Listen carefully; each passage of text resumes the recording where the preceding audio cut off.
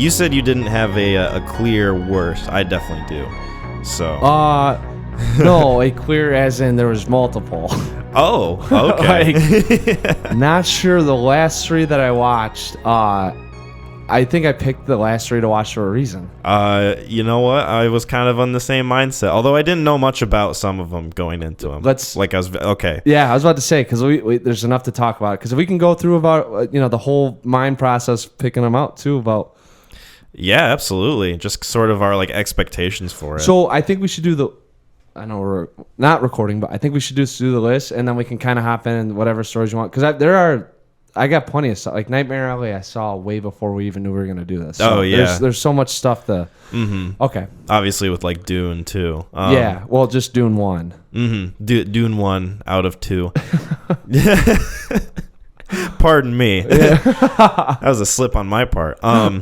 So yeah, welcome everyone to the 17th episode of the Neon Crew podcast. My name is Kyle. Oh my God, and we're legally allowed to drive. Yeah. Happy birthday to us. Even though it's like every 2 weeks we get a birthday, feels like. That is true. We need to start getting cake. Yeah, cake every 2 weeks. It's not a great diet. No, I mean, it's the best diet, is what you mean. That's true. I mean, I couldn't argue with it. Mm-hmm. My name's Mac, by the way. Hi, in Mac. case you guys didn't notice my nasally drone. Oh, are you a little sickly? Nope, just me. Oh, it's your it's your Mac scent? Yeah. As someone at work calls it. At least like when they're like, "Oh, Mac's in the room," it's not because of a smell or because I'm cussing or anything. It's like you could just hear me. Mm-hmm. Well, you've got a very distinct voice. I always, when I listen back to my own voice, I always think, man, I fucking sound like the kid from 2.5 Men when he like gets older. Oh damn! Like that's the same kind of voice that I have. Yours is very like kind of unique. I feel like there's a little bit of like. Maybe a little bit of Youper in there. Yeah. Maybe some like East Coast stuff going on. Yep.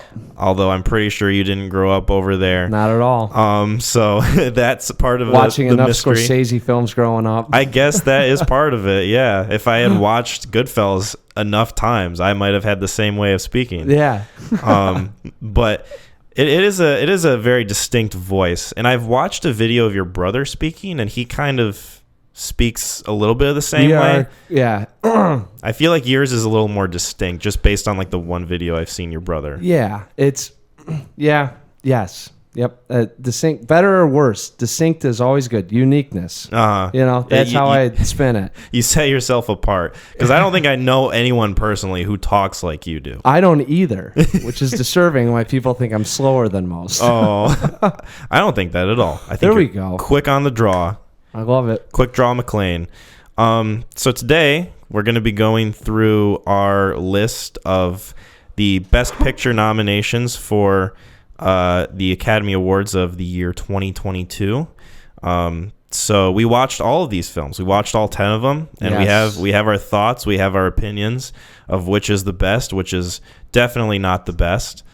And we're gonna pretty much find out what each other's like rankings are for these movies. Yeah, I'm really curious. One, I don't think I've ever in 1 year just said I'm gonna watch all 10 Best Pictures to try to get a feel. I never get a feel for the Academy or what was going on in that year. I mean, this stuff has a little bit of a feel of kind of like a year encapsulated of 2021, 2022. Maybe some of the strife that was going on, some of the political, definitely political culture, and then some of the the socioeconomic stuff. Yeah, so a lot of the big picture issues. Like they were like, we're just gonna grab them. Yeah, we're gonna grab them. We'll throw them in here. Now you got 10 to choose from, and then the one that we find is gonna be most reflective of 2021, which I probably wouldn't disagree with, but yeah. So. Okay. It was pretty exciting though. I mean, it's the first time I ever did it and felt like a little bit of a challenge. So I mean, I enjoyed it as much as I didn't enjoy it. I was gonna say part of the fun for me was like just kind of scraping time together to like find to watch these films because I would choose some films based on like the time I had that day. So like for example, Drive My Car. I started that movie probably like I don't know 2 weeks ago maybe, and I saw that it was 3 hours. I was like, all right, I am definitely not watching that one. Let's try Belfast because that's a shorter film. And I ended up saving Drive My Car to be last because I had the most amount of time yesterday to watch that movie, even though I had to like stay up late and go into work the next morning pretty early for it. Definitely felt the effects of it at work today, let me tell you. Felt like I was riding in a car for an hour, at work, just for most of it. Oh yeah, pretty much. Yeah, from being just most relatable blasted. to that guy. yeah, most relatable to him and the girl. Yeah, so we can kind of like just get into. Well, first, do you want to like touch on like the Oscars itself, maybe just a little bit? Sure. Well, I mean, after going back through it and watching watching these films and seeing a lot of the crossover there was between, like, Dune, I think we had already seen. Mm-hmm. Dune was one that we talked about right when it came out, and all of the special effects and the sound effects that it got and the cinematography. I believe it got cinematography. Yeah, it won like 6 awards, I think. All technical, I believe. Yeah, all like most of them technical. I think the only one that wasn't was the score. Okay. Yeah, but other than that, like all of it was very like technical, cinematography, sound, editing. Which I mean, for myself, I was not shocked at all. No, me neither. Not in the slightest. Just because like when we were, I think after we watched it, I made the comment of like I felt like I was on a different universe, which I think is incredible when a film can take you out of your living room or the theater and say like, I mean, literally, they could have been like, "This is South America," and I would have been like, "I've never been there. This is like amazing. I can't believe what I'm seeing." Yeah, I mean, so it wasn't. You don't go through the streets like in Belfast and you're like, "Oh man, that could have been like downtown Muskegon in 1970s." Right. Like it was pretty remarkable. Mm-hmm. And I was watching an Oscar winner highlights right before you came over, actually. Oh. And the moment where they announced like the winner for the best original score for Dune, they like had a quick montage. Or no, it wasn't that. It was special effects, of course. Right. Because obviously music, it wouldn't relate to what I'm about to say, but they showed like a montage of like all the different like special effects that like went into it, and I was very surprised that I learned that some things in that movie were special effects and not real. Like oh, for sure. I watched it and I was like, wait, that's a special effect? That wasn't for real? That wasn't designed? They didn't like set that up. They didn't have that many people there. Like it was really surprising, but in a good way, because I look at that movie and I think, oh, that's just something practical. For sure. Yeah. Mm-hmm. I mean, that one was remarkable. Mm-hmm. Everything that happened with Will Smith. Yeah, there is that. That definitely overshadowed it. I want to ask you, okay, because you actually watched it. I know that a lot of people were apprehensive about Amy Schumer being the host. I feel like, was that, I mean, I can just imagine how cringy it probably was, or not with her funny. Yeah. She was all right. With her, with most comedians, it's going to hit or miss. Mm-hmm. And I think there are different comedians that have a different range or array of emotions that they'll get out of you. Because I think the more credibility you have, or the funnier people perceive you, the more of like a sympathy laugh you'll get, or kind of the like whatever, and I don't know if she has that or not, just because I'm not a big Amy Schumer person. I was gonna say, like, I think it's probably one of those cases where a lot of people online don't like her because obviously, like, with the joke stealing and all that she does. Sure. But the general population probably just looks at her and goes, "Oh, she was in that funny movie that I liked called Trainwreck. I like her. I'll watch this. She makes some good laughs, talking about her vagina all the time, Yeah, she's not afraid to kind of dive into stuff, I guess. I don't know. I don't see her one way or another. Like when they came, it was her. I can't remember the other. Oh, there was Wanda Sykes and Regina Hall. Yeah. So, like most Oscars, a lot of the jokes are hit or miss. Like I think every time I watch it, there's always something where I'm like knee slapping. I'm like, dang, that's pretty clever. And then there's other times where Regina Hall had a joke where she was bringing up guys that she wanted to like date or screw from like Tinder. like just making jokes. And that was like 4 minutes of kind of awkwardness. I was like, I don't know if there's a punchline, and then there wasn't. So, yeah, that's kind of how I expected that sort of thing to be. But, you know, I mean, there's always... Wanda Sykes had some funny stuff. I mean, they went to like the National Academy Museum, and she had a couple easy clips. So, no, I thought So, I mean, with the whole Will Smith thing going on, there was one thing that Amy Schumer did that did perplex me, that she did start making fun of our boy's wife, Kirsten Dunst, and Jesse Plemons. She started calling Kirsten Dunst a seat, like an extra, like really? Seat warmer. Interesting. Yeah, because they'll have people that'll fill the seats when people get up to make it seem full. And so she made her get up, and Jesse Plemons was like, that's my wife. And you know, Amy Schumer's like, oh, no, she's just a seat warmer. And Jesse Plemons is like, no, that's, you know. And it was a weird thing. So at the time it happened, I thought it was just like a really bad joke. But then I'm like, this is kind of a weird contrast between that and what Will Smith had going on, because both comedians were making fun of, you know, spouses. Right. And it's like they were trying to, I don't know what the whole thing was, because it felt very put on. Is Jesse Plemons actually married to Kirsten? Oh, I didn't know that. Yeah. Oh, yeah, they got married, I guess, after... I didn't either, actually. Justin, you know, good friend Justin. Friend of the podcast, shout out. Yeah, shout out Jay Hall. You can follow him on Twitter.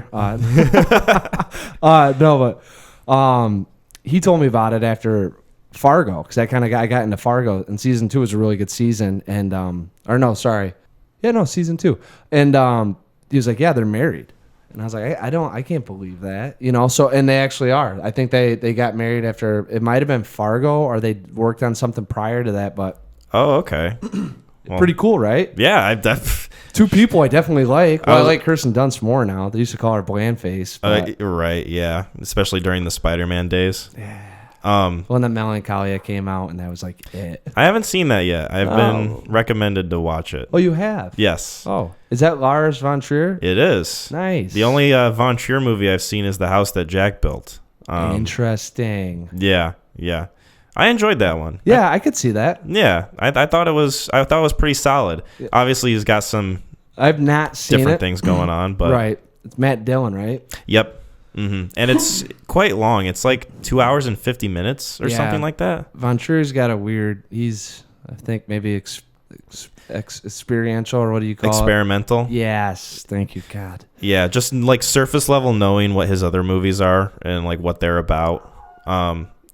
You can maybe hear Artie in the background there expressing his opinions on Lars von Trier. I think he's with me. Oh, okay. Well, I don't know. There was a movie about Kurt Cobain that came out like his last days, or it's called something along those lines. Very bizarre. So I threw it on, and I was like, "Oh, I've heard of Lars von Trier," and it's like you know, it's supposedly emulating Kurt Cobain's last days, and yeah. that just sums up a lot of Lars von Trier's filmography. Dude, like it's one of those things I think you kind of not have to see, but like when you see it, you know you want to see it. Okay. There's not like if Lars von Trier movie pops up in the theaters, I don't know how many people are looking at their spouse going like, you know what, that looks interesting. We should go check that out. Hey, I got a good idea for a date night. Yeah, let's go watch Climax. Yeah. Oh fuck. Oh, Climax. Did you watch Climax? No, I haven't seen. There will be a time where so when you had your starter kit come out on Facebook. You're like the movie starter kit. Yeah. And I was like, man, who are some like bizarre directors that I know that I kind of, you know, and Gaspar Noé. Yeah, Von Trier popped into my head, and I was like, and I just immediately thought of 4 or 5 films that I had not seen.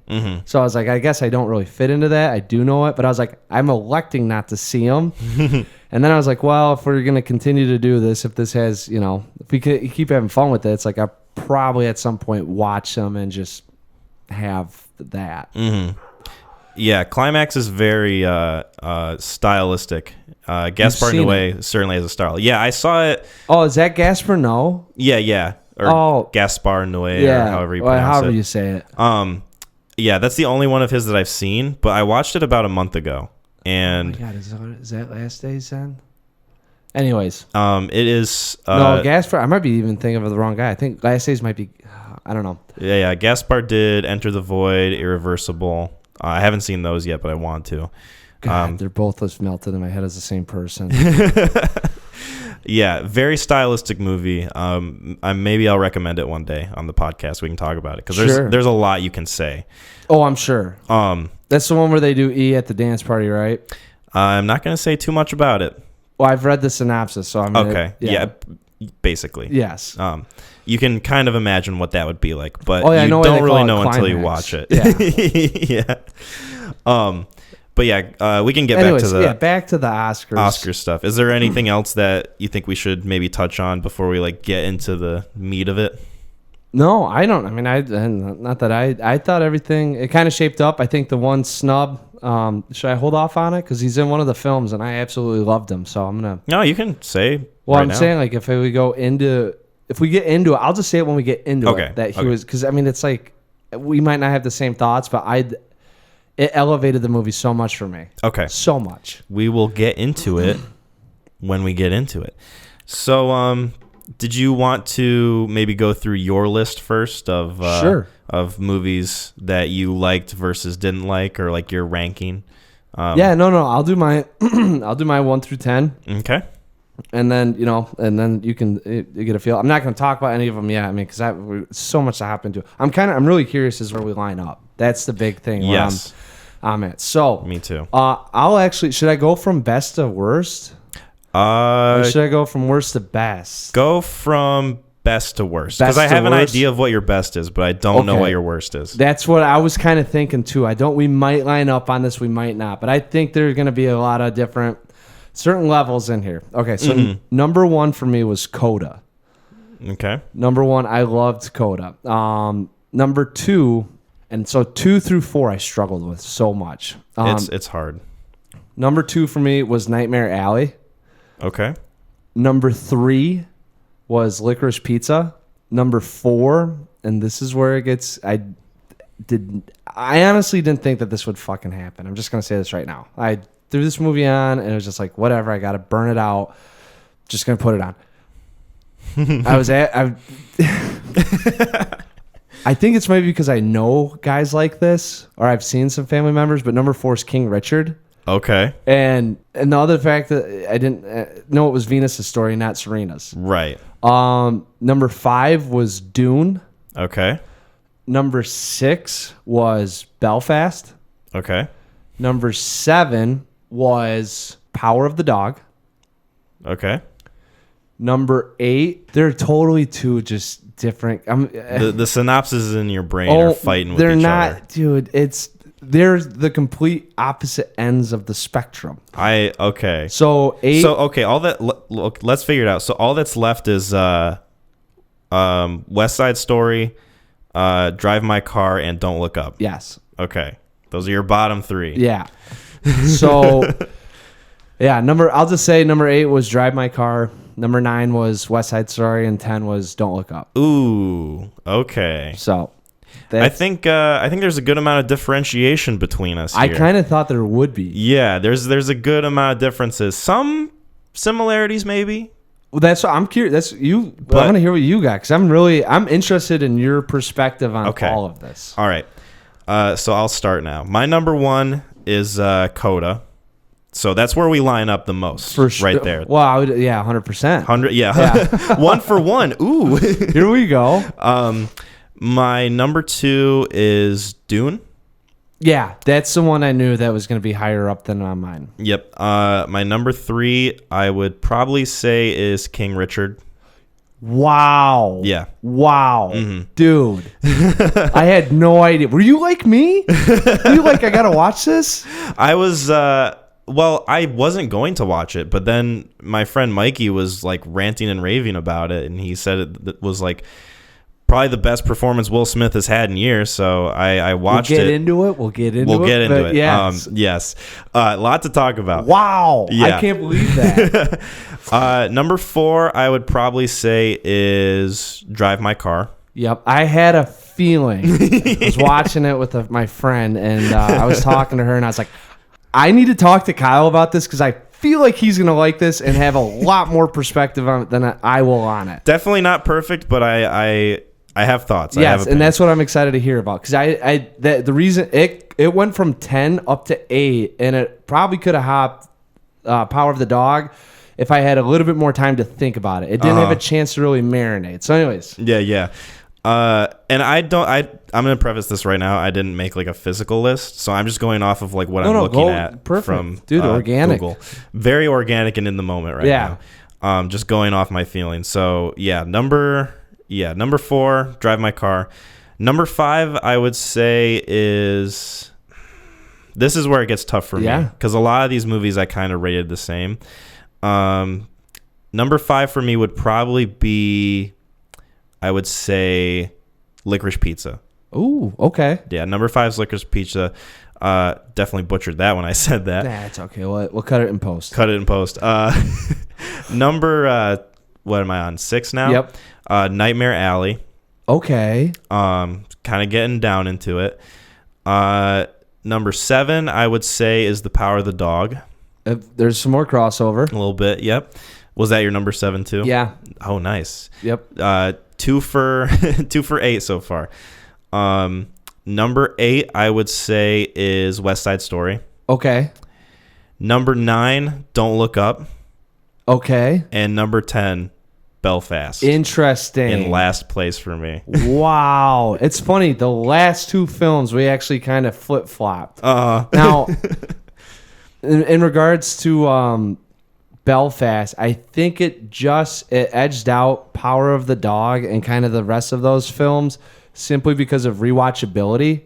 But I will say in terms of a cupcake film, now granted, I think it's cheap what he does. It's so, and that's kind of the reason why it's at the bottom for me. It's very Oscar baity. Oh yeah, it's a slice of life, a time hop film on the backdrop of a religious war. Yeah, I mean, like a riot uprising of like a cultural conflict. Yeah, that could very much reflect conflicts that we are enduring in right now.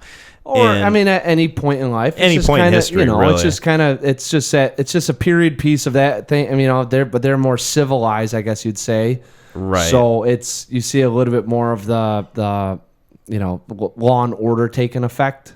Yeah. Than in some other countries, but it's a little bit more modern. Yes. Than some of those other stories that would take place, for example, during World War II or maybe even before. This movie, it was clear to me that this was my least favorite out of all of them because I felt it was very Oscar baity. You could take literally any scene from the movie of like them speaking, like not even just speaking to each other, but just like the cinematography or however it looked, and it would fit perfectly in like an Oscar montage reel of like, now for Best Picture, Belfast, and it's like some clip of like Judi Dench speaking, saying like, "Go, don't look back." And it would fit perfectly because that's what this movie is. It's very like grasping at that Oscar trophy as much as it can. Yes. And I also thought too that it was very slow paced, and not that slow paced movies are bad. It's just I didn't feel this was justified for this kind of thing because the way the movie opens, it's very like striking. I was very interested from the moment go. 100%. Because it starts out with these riots happening in the streets of Belfast and in like Northern Ireland. And it's very striking. The imagery is very like just jarring from these children playing in the streets to all of a sudden there's these like violent protests going on and everybody's scared for their lives. And then all of a sudden the town is like very militarized. They've got like barbed wires and barricades set up. And then from then on, it's just a very kind of dialogue heavy, almost empty sort of sentiment of a movie, in my opinion. I had a weird, because I was trying to figure out why I wrote it. Kakath Brapa. Yeah. I was like, did he grow up in Belfast? Is this kind of like his, maybe not, it's not his childhood, but maybe things that he had seen or was on the news or remembered? Like, I read somewhere that he wanted to make it because it was like the most personal story that he's ever made, according to him. Yeah, but what's that? Like, I don't know what that means beyond that phrase. Was it just, But I don't know what his experience with it is, but it felt like it didn't want to touch on the things that it was trying to touch on and trying to bring 100%. Forth on screen. There would be scenes where the little kid would look at his dad and go like, Father, are we moving away from Belfast? And then like it would just cut away. Yes. And it would be afraid to like show that emotion and show that conflict. And like it felt like it was scared to like kind of get into the ugly parts of that sort of subject. Maybe it was him, and maybe that's his like that was his deflection through it all. Maybe. You know, I want to hear your thoughts on it. I literally have, dude. I watched this last night. I had it on. I was watching it, and I had a couple other things going on, so I was giving it I was with you. The opening was very striking, very engaging, and so for me, like I had no idea what this was about. Like I just seen I thought this was about a guy whose dad was an actor, and it was him growing up with his dad being like an actor and never being home and having to get through the child. And then we watched the trailer. That would have been more interesting to me. A week ago, and I was like, oh shit, like there's a war going on in Belfast, dog. Like, let's go. And I was like, all right, like this looks sweet. And then it opens up like that, and I was like, hell yeah. And then it's just like Van Morrison playing like, oh my, here we go in the streets. Dude. I got so sick of that soundtrack after a certain point. It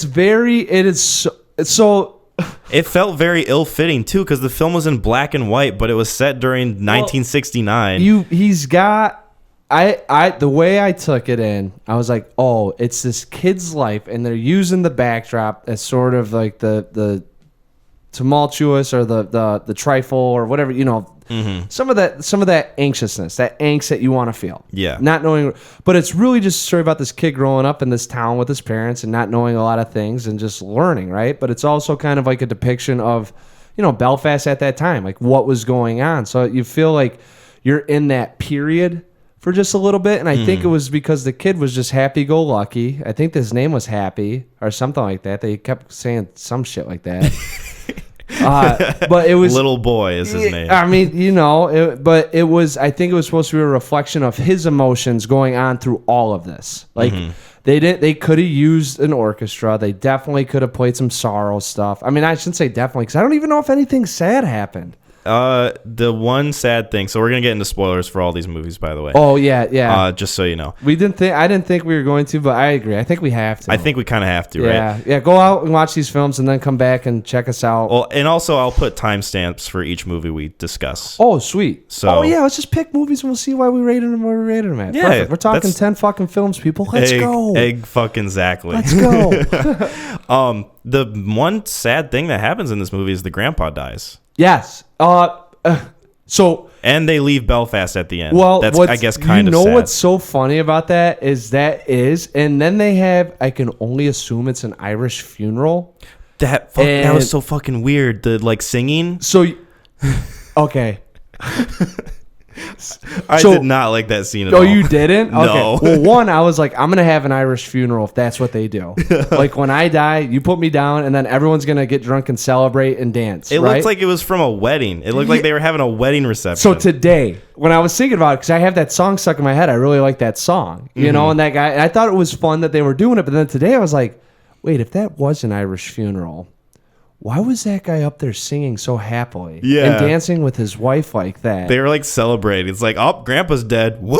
And it's like, it turned, but I think that was kind of the goal of the film. Like, whenever you're feeling, like, there's nothing in this world that can keep you down, like, level survive. You know? I mean, I don't know. It felt kind of cheap. And the whole thing, I mean, the kid's going through his life, and I don't know. It did feel very cheap. It felt super jarring was the problem. Like, I'm okay with that sort of sentiment, but like, be a little more subtle about it. Maybe. I had a different. So they lead off with that, but there's never a time where I felt the conflict outside the city walls or what was going inside. Mattered?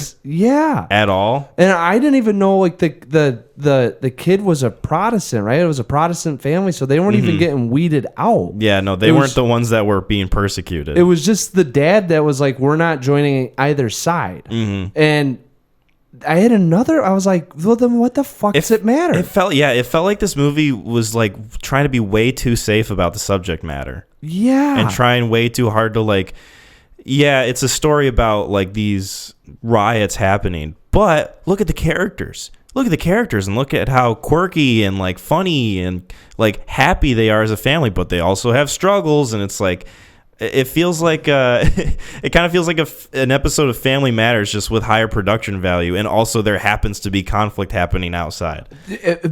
Yeah, I don't know, man. This might drop. I might just drop this down because the more I'm talking about this, the more I realize I was like, I literally just gave it a 6. I was like, oh, rewatchability. I like the Van Morrison soundtrack. Like, I was completely cool with it because I was like, this is. I was fine with it at first. Like, I was like, okay, this is unique. This is very different. And then they kept playing it, and I was like, okay, it's overstaying its welcome a little bit. Yeah, and you never what really kind of what got it in for me was the grandpa. I really liked his character. He was always there for like words of wisdom and kind of the, you know, life's gonna happen, I guess, you know, and you'll have some takeaways and you'll have some regrets and you'll have some sorrows, but as long as you find someone and you know. You continue on, you'll be all right. Like, it doesn't matter, just live in the present. And he always had that like little bit of wisdom, you know. So I really appreciated his character, and when every time he was kind of on the screen, I was always like, all right, let's go, Gramps. Yeah, you know? I didn't mind him. Like, the acting, I would say, is not bad.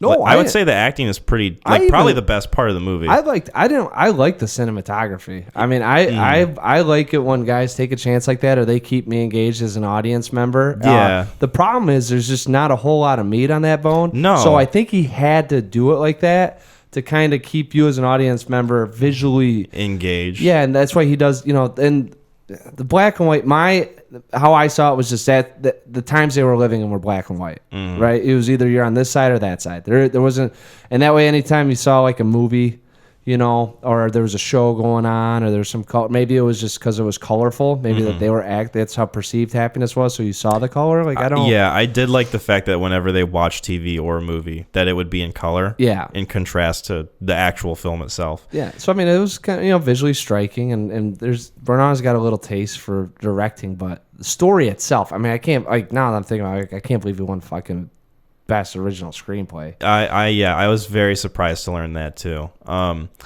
At first when I watched this movie, I think I gave it a 6, and then I gave it like a minute, and I was like, no, I want to give it a 5, and then I gave it another minute, and I thought about it a little more, and I was like, no, I don't feel good about giving this a 5. I'm bringing it down to a 4. Interesting. Yeah, yep. It ended up I mean, this one might fall down there because there's some. Wait, did we even finish your list?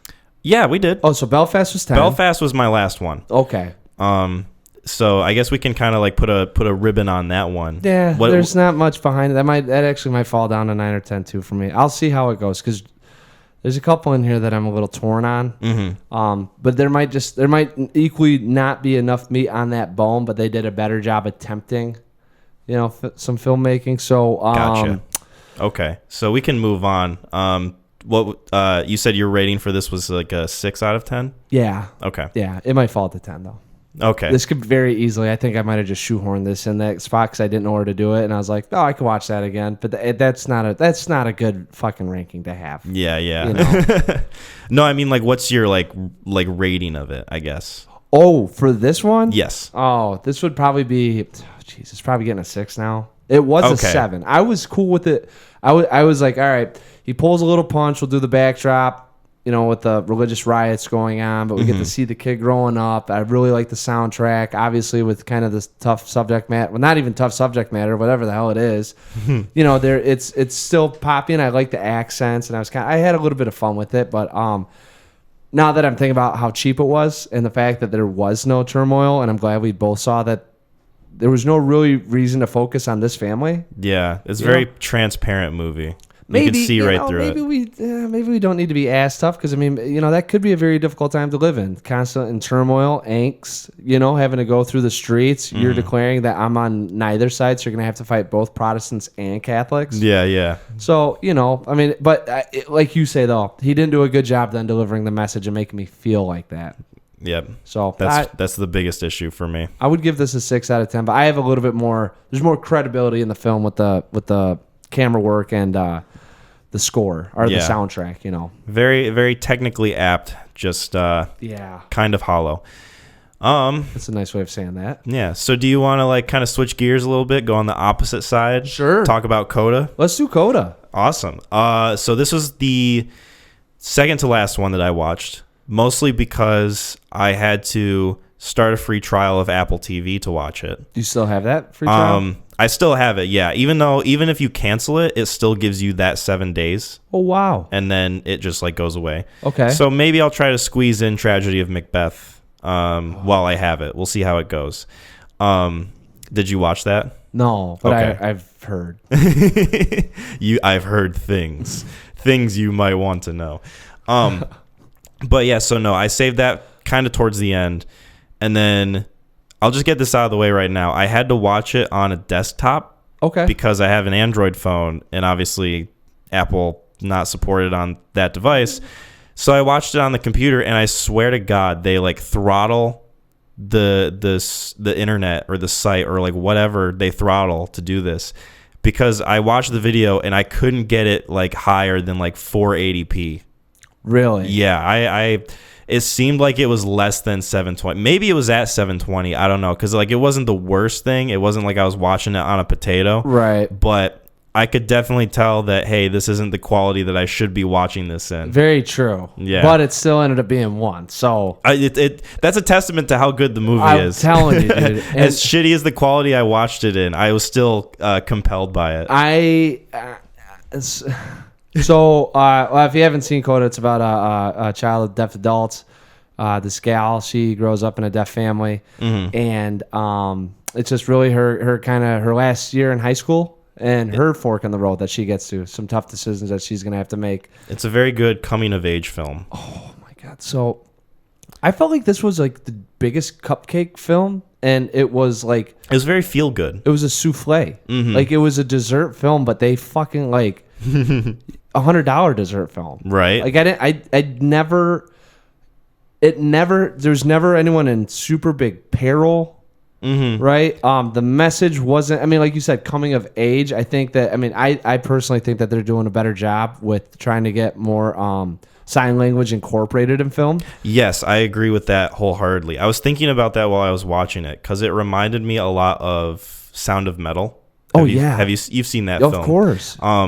That one and this one, I feel like, are kind of like paving the way towards making it so that those stories can be told in a very respectable way. Yes. And I really like that. I really like the fact that they make them characters and they have like all these different emotions and like situations going on and they're nuanced, all the while they don't say a single word. It is incredible. The brother, like when he gets out on the thing after they kind of get in the fight and he's like, this isn't your life, you know? And I was like, he's like signing this. And I'm like, holy shit. Like, I'm feeling this dude's emotions and like, I'm not even hearing his rage or anger. I think it helps too that like sign language, because there's no speaking involved, they do a lot of facial expressions. Their body language is amazing to convey how they're feeling and like the sort of message they want to get across. Yes. And I think that was like super effective and came across very well. And it is important to note too that like all those actors are actually deaf. Oh, I know. So when the guy won Best Supporting Actor, I got dusty. I mean, like I was sitting there, I was like, no shit, like because he wins it and they go to him and he's like, because he can't hear anything, you know, and then so he's like. He gets up, and then so I'm like, is he deaf? Is he really deaf? Like, there's no fucking way he's deaf. And he, like, sets it down. He starts signing. I was like, oh, my God. I was like, you got to be, like, this is huge. This is one of the biggest moments, biggest wins for that community. Absolutely. You know? And in the film, it got a little dusty for me even watching it. It helps, too, that the film is, like, a good quality film. So I think one of the things that I liked about this movie the most is how believable the story was. Nothing felt like it was nonsensical. Nothing felt like it was too like over the top or like unreasonable to happen. You know, situations happen that you think to yourself like, okay, I could definitely see this playing out how it would. You know, you've got these two deaf fishermen who are being observed by this person who don't know that they're deaf. And then when she does find out that they're deaf, you know, they kind of get screwed a little bit when they're out and they get pulled over by the Coast Guard. It's a very, I think, realistic depiction of like the situations that would play out in this sort of story. I think, the only the so I had a running joke the whole time I was watching this, and it was the choir teacher, his fucking house. I was like, how does this guy live here? Right.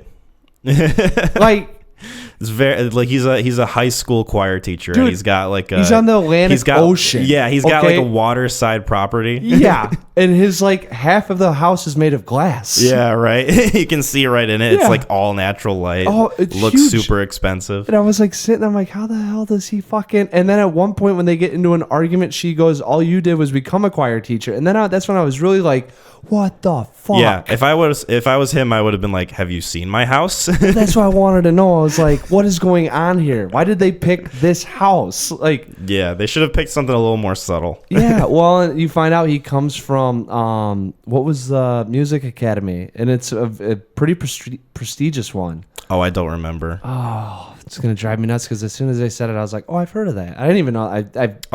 Was it the one? Was it the college that she was going to? Yeah, Berkeley. Yeah. I only remember that because my cousin went to Berkeley. Really? Shout out to Daniel. Oh, yeah. There we go. Graduated with a degree in music video game production. I think. Wow. Something like that because he does like scoring for like some indie game project. That's sweet. Yeah, it's very sweet. It's very respectable, and he's talented too. Yeah, well, it sounds like that to get into that school. If you wanna check out his work, his Instagram username is superhoop. So I think it's super.hoop. There's and a plug. I think the O's are zeros.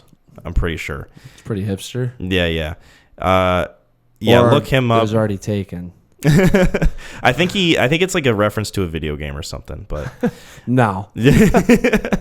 Anyway, so yeah, it was Berkeley. 100%. Yeah, no, it was. I mean, and then she that song, I'm gonna probably end up looking that song up on Spotify that she sung. That was beautiful. Mm-hmm. The one towards the end, or the one that she duetted with? The one towards the end. The duet one was kind of like, I was like, I like this song, and then by the time the duet hit, I was like, I've heard enough of this song. Yeah, which is why in that scene I appreciated the perspective from her family. Yes, who were deaf, because you didn't have to hear it again. Yes. Well, and it was kind of that throughout the whole film, you hadn't lived in their head yet. Right. Yeah. So there was kind of them taking this in. They don't know how big this moment is. Mm-hmm. They've got no clue.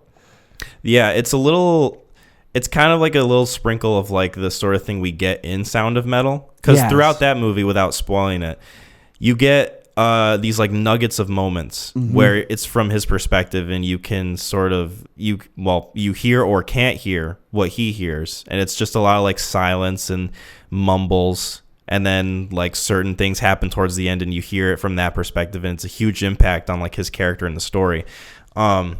This movie only has that one moment. I'm pretty sure. That's it. That was it. And it was beautiful. And it's a very impactful moment too. Yeah.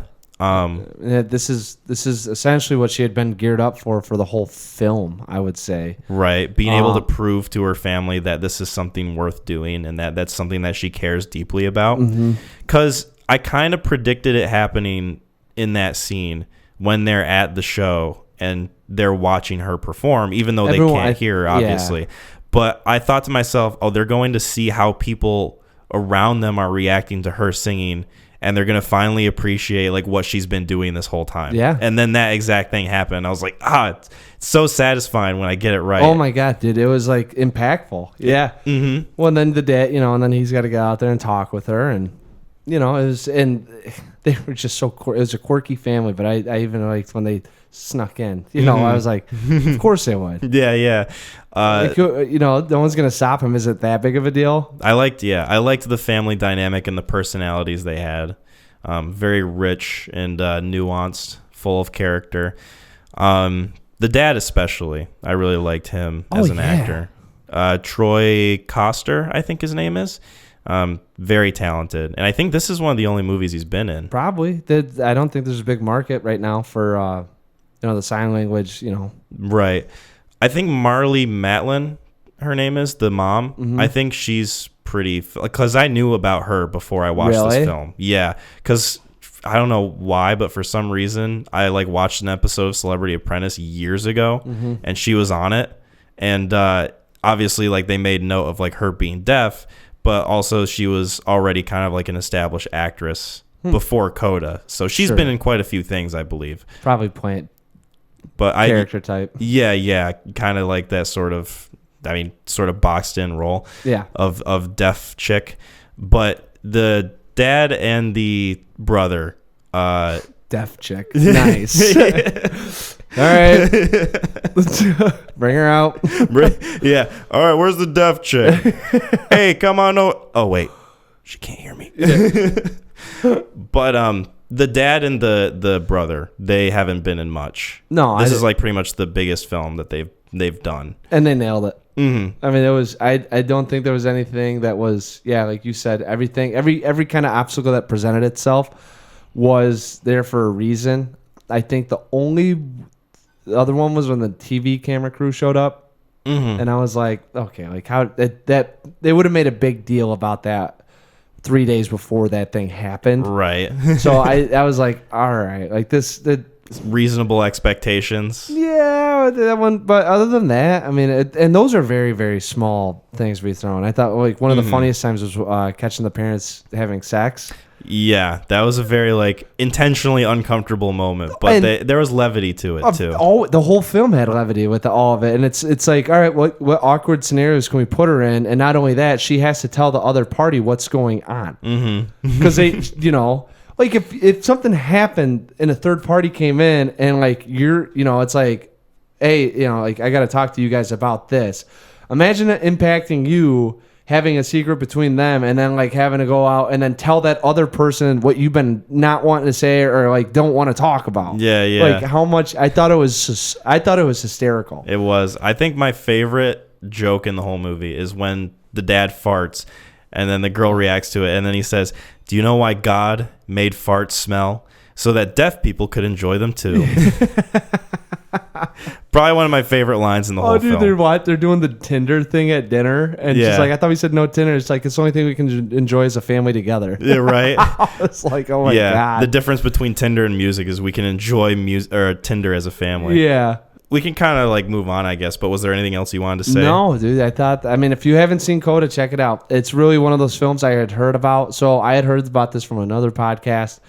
And I didn't remember much, but I thought it was very heavy subject matter. Mm-hmm. And I thought it was going to be something with broke parents, that are deaf, and a kid trying to, strap them, on her back and raise them and make money for the family. It was going to be like freaking like, I don't know, I can't even, Winter's Bone, Like I was like, I just had this like, oh my God, like I thought it was going to be Belfast, but actually like the heavy subject matter. Yeah, it handled it very well. Oh my God, beautifully, and the character-driven movie. Oh, and music is easy. It helps alleviate so much of that anxiousness. Yeah, I really like the score too, and it was very smart the way they used it too. Yes, I enjoyed that very much. So what would you rate it? I would give this a 9 out of 10.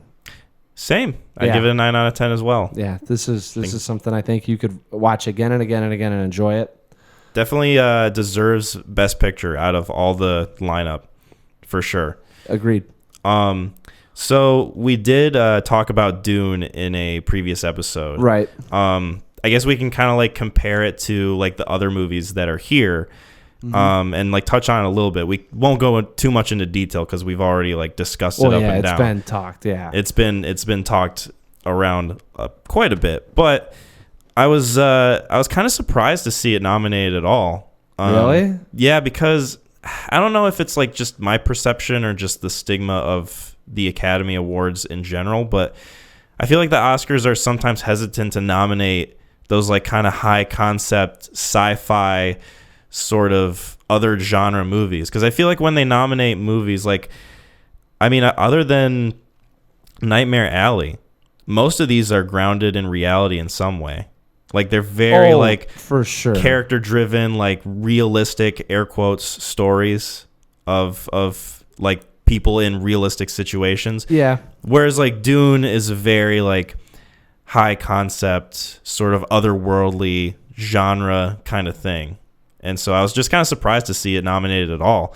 I personally think that there are other Denis Villeneuve films that maybe should have been nominated other than this. Like, I don't know, because I love Blade Runner 2049. Like, I think that film is fantastic. That It's got one of my nominated favorites. for a couple.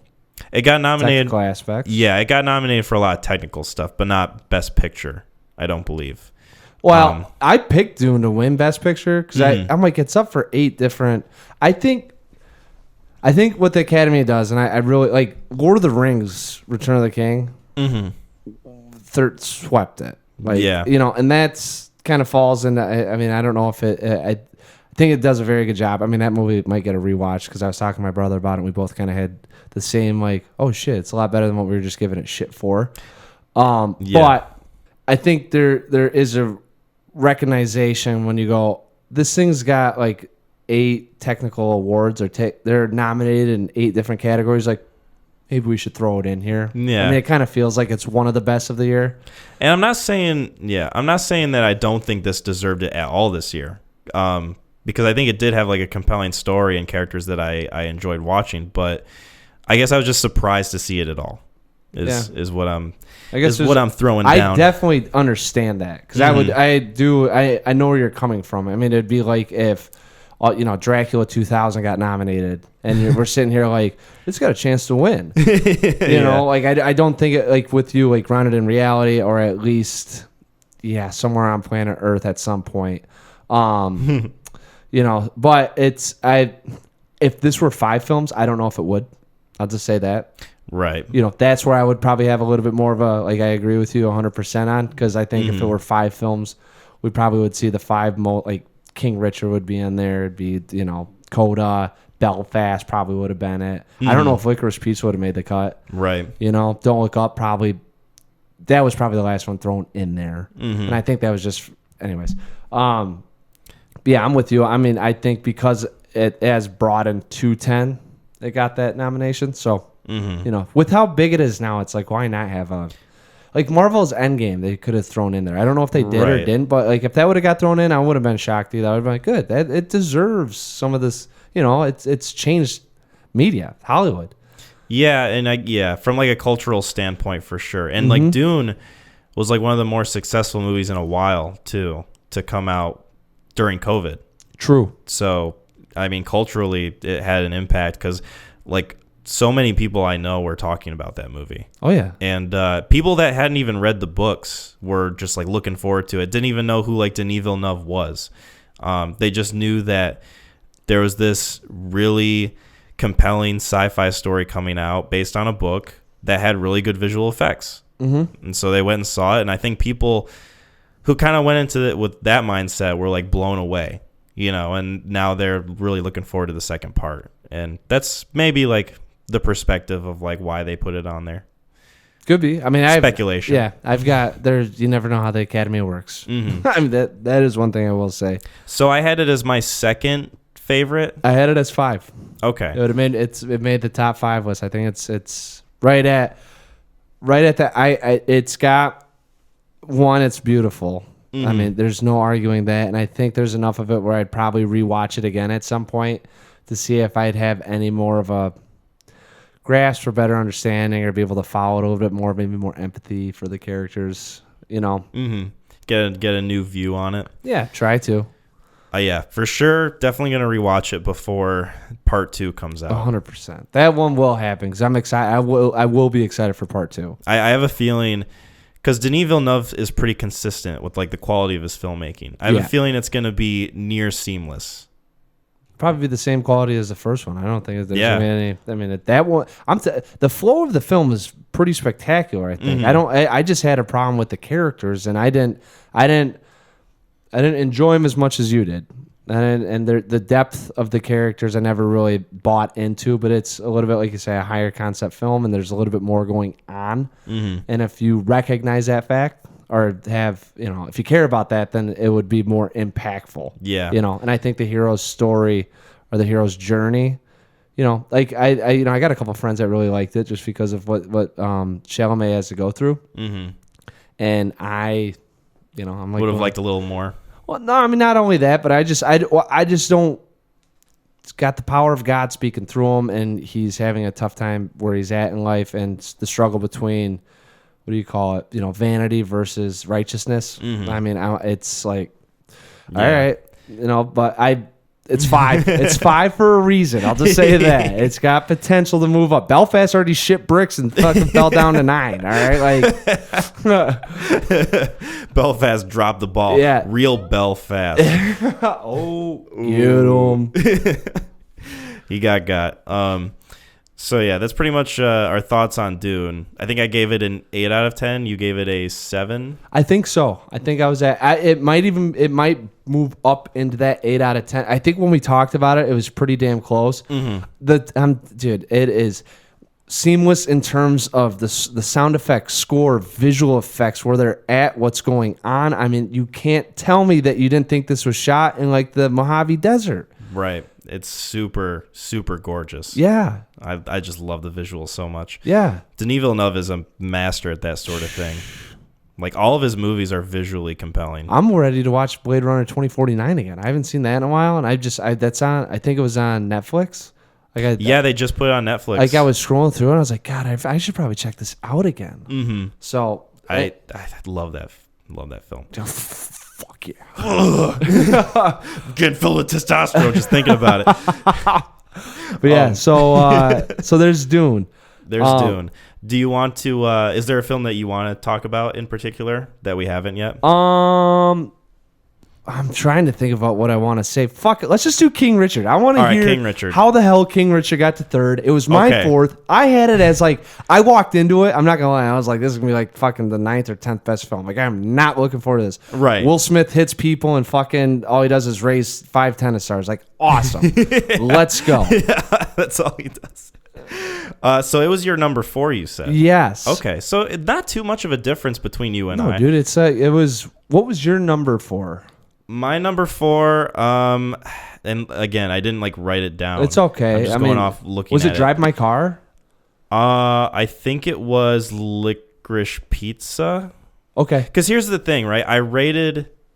No, yeah, it was Drive My Car. That's what I was thinking. I think it was Drive My Car. Because I had 3. Because I liked it a little more than Licorice Pizza. I was about to say, so we kind of hovered. That was your... So you had 1 and 2 already picked out.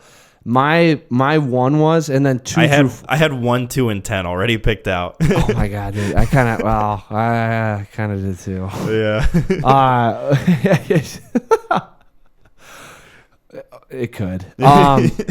So, anyways, yeah. So you, dude. So what happened? Just like your friend's like, awesome film. Will Smith kills it. My friend Mikey was raving about this film because I had no plans of seeing it at all. I thought to myself, this is just going to be like an Oscar Beatty, Will Smith biopic that's just going to fail because Will Smith has just been in nothing but shit for the past like 15 years. Agreed. And so I totally wrote this movie off without even thinking twice about it. And I also thought that it was going to be a total like kind of like self-serving movie about the Williams sisters. Yes. Because they're the ones who produced the film. Agreed. And so I just wrote it off as like, why would I waste my time? I don't want to watch this film. And then my friend Michael, dear sweet Mikey, he texted us one day and he's like, King Richard is really good. And normally when he says stuff like that, I'm like, okay, Mikey, whatever. And he's like, no, it's like the best Will Smith performance that he's done in years. I'm like, okay, all right.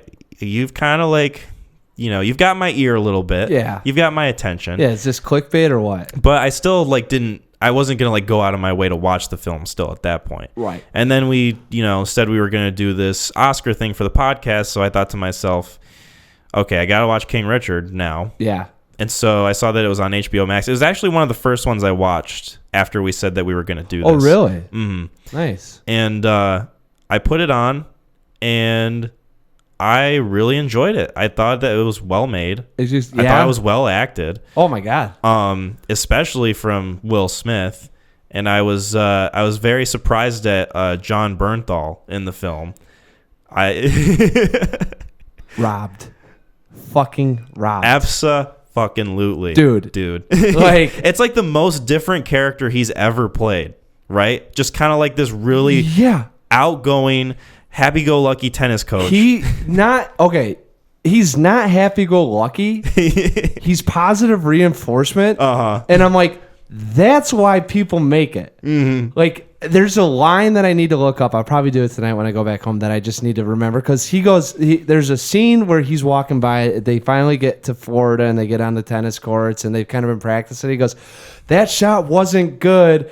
And then like he's like, that shot wasn't good. You know, and then like you're like, oh shit, here it comes. And then Venus Williams like holds up for her and goes, it's the absolute best. And he's like, yeah. And I was like, I want to play tennis right now, dude. I loved his energy in the film. Oh, dude, it is like unrelenting. And the his accent that he puts on too helps. He's like, just the. Oh, hey, Richard. Oh, hey, stop right there. Yeah. Hey, Richard. Richard, can I talk to you for a second? Hey, I don't know about coaching all these people and not having them play in tournaments, you know? Yeah. Hey, now, Richard, we have to do the juniors or they're not going to make it. Yeah, we have to play in juniors. Dude, I was in love with him. And his mustache was killer, too. Oh, dude, I'll just say that right now. Bernthal comes into this thing, and I thought he was only going to be... I'm so happy he was in the film throughout the whole... Like, him contrasted with Richard... I think is what made it. He played a good so foil. Fucking. It's very compelling. Chocolate and peanut butter. It went well together. Mac. Yeah. You know, but no, I thought it was. I thought it was. They were. Oh, Bernthal was so good, dude, and so was Will Smith. I really enjoyed him. Honestly, the only, and I'm kind of getting tired of it in films because I see it in The Blind Side, is like, oh, we're making this for like white Americans, so we're going to show Compton kind of how rough it can be. Yeah. And they always do it in this. It's a very on the nose way.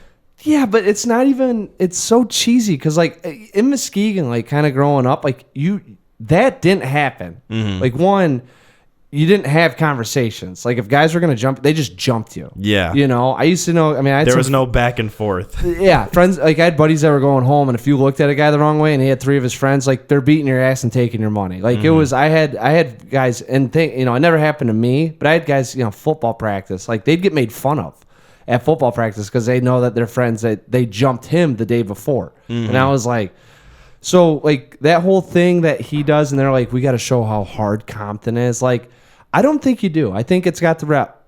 I think Compton, everyone at least, or if you want to, you have them as a family driving by.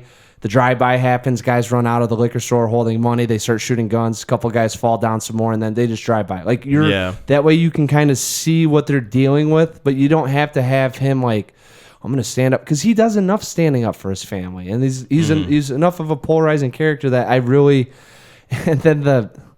and it could have happened too, so I can't totally discredit. But then the new gang comes in and they're like, "We got your back, Richard. You're sweet." And then like Bernthal shows up and they're like, "Who's this cracking motherfucker?" Yeah. Who's Whitey? Yeah, and I was like, "Why?" Just we know that it's a bad area, it's a shady area, and that this dude's taking a leap. And not only that, but I was like, I don't know if he has the full. I bet you in real life that dude, was it John Macy? I think his name was. I'm not sure. It was something Macy. Oh, yeah, what was his name? Steve Macy, John Macy, something Macy. I'll look it up. Okay, and I was like, that dude to go, if he actually went to Compton, sat down and watched them practice, had a lot more visuals of what was going on. You know, or at least saw, I mean, Venus, I think maybe it was after she went six. Rick Macy. I always call him John. Rick Macy, dude, the fucking man. Well, his name is John Bernthal, so I can understand. I just mixed them together because it was such a seamless character. He was super enjoyable to watch. Yeah, I think the acting really carries this movie. 100%. The performances are definitely the most compelling part of it. And the girls are spectacular. Yeah, I really enjoyed them for, because obviously child actors can be like a hit or miss. A lot of times they're a miss. But this one, they felt really natural. They felt really real. There was no like glaring issue at all with like the child actors. It felt like a family unit. It felt like something that was really organic and something that actually happened, that actually took place. Yeah. I don't know if there's like too much else to say about this film for me. I just thought it was like a solid biopic through and through. I guess I will say I liked the pacing of like the first two acts a little more than the last one. I thought that the pacing of like the last one with like him arguing with his wife in the kitchen, I think it kind of bogged the film down a little bit. It slowed it down for me. But yeah, other than that, like, I think it kind of flew by. They had expressed that dynamic a little bit more because you didn't really, in the first 2 acts, you never really get that sense of there's conflict. There's tension and conflict, but you don't really. I mean, dude, it's not to that extent. Yeah, though. He took all 5 of them and then finally whittled it down to 2 of his daughters, and they're doing a lot, and he was barely making any money, and it's like, you know. I mean, so I think it was appropriate. But yeah, no, I agree. By the last, it was funny too because the last tennis scene, I didn't know what was going to happen. I didn't know what was going to happen either. Yeah, it was very surprising. And it's one of the ones where it's very nice to watch because you're seeing it unfold and you're kind of questioning, like, all right, is she gonna win? Is she gonna lose? Like, what's going on here? You know, and it's not done even through his perspective, which I kind of liked when they were on the court. It was just on the court. You know, it wasn't how is he feeling right now? What's going on with him? Like his perspective and kind of the, you know, oh God, the anxiousness. Like they let it play out a lot of times. Yeah, I want to know if like there was like a lot of like actual tennis training between the actors and the actresses playing in this film. I would have to imagine so. Or if there's like just some special effects thing going on that we don't know. I'm assuming it's like, you know, they actually had to do some tennis training. I mean, I think so. John Bernthal didn't have that mustache for no reason. Yeah, thank you. Thank you for that, John. No, I'd have to imagine they did. I mean, it kind of reminded me a little bit of Mark Wahlberg in The Fighter. Have not seen that film. Excuse me? Never mind. I had a cough. Continue.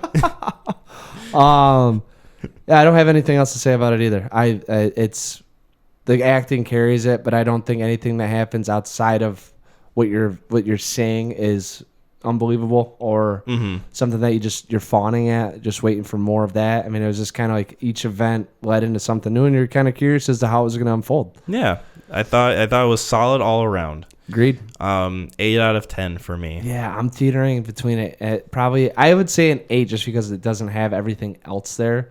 But god damn, dude, Bernthal and Will Smith are just. Yep, he's a vessel for love, and a vessel for throwing hands too, I guess. Now that's what happened back in the day, all right? Like, yeah. That's how he should have dealt with that. Oh my god! Like if they would have did that in the street, I mean, he kind of did it when he took the tennis racket to the guy. Dude, he hit that dude with the tennis racket. I was like, that motherfucker would have been dead. Like, there's not, like there isn't any like, I'm gonna let your ass go. Yeah, right. I was like, no, that would have been bad. That's just a bad move on his part. Right? Yeah, he totally would have just been lifeless on the court. Yeah. But anyways, yeah. Cool. Pretty much on the same page there too. Sounds like. I kind of want to talk about Nightmare Alley. Do it, because that was. So I think that was my number 6 or 7. Yeah.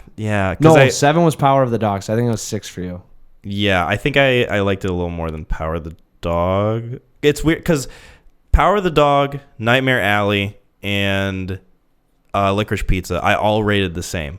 Oh, really? Yeah, they're all like kind of on the same ground. So that was like the hardest area for me personally. I honestly thought, Nightmare Alley might be a little too, I don't know, simple for you. You know, kind of. I mean that it is very. It's not subtle. It's not subtle in any way. Like I predicted what was going to happen. Oh yeah. Like from the moment that scene happened. Yes. So this movie. It's about a character played by Bradley Cooper who has a mysterious background, sort of a con man type figure, and he joins this circus act, this sort of carnival that's happening, this like traveling circus, and he sort of ingratiates himself with the performers there. It just climbs the ladder. It climbs the ladder basically, and sort of creates an act of his own, and he sort of becomes too entangled with it to the point that creates conflict and bloodshed, I would say.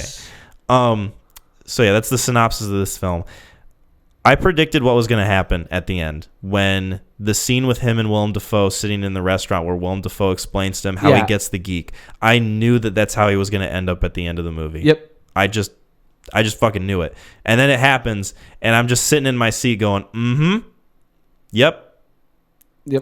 I knew it.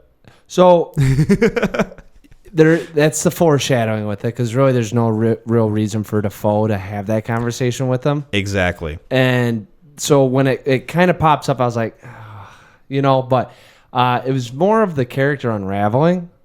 Yeah. And the events that take place. And, oh, my God. Guillermo del Toro, dude, some of his camera work and the lighting. The production design. Oh, dude, just... I loved the production design of the first half of this film. Like, where they're at, like...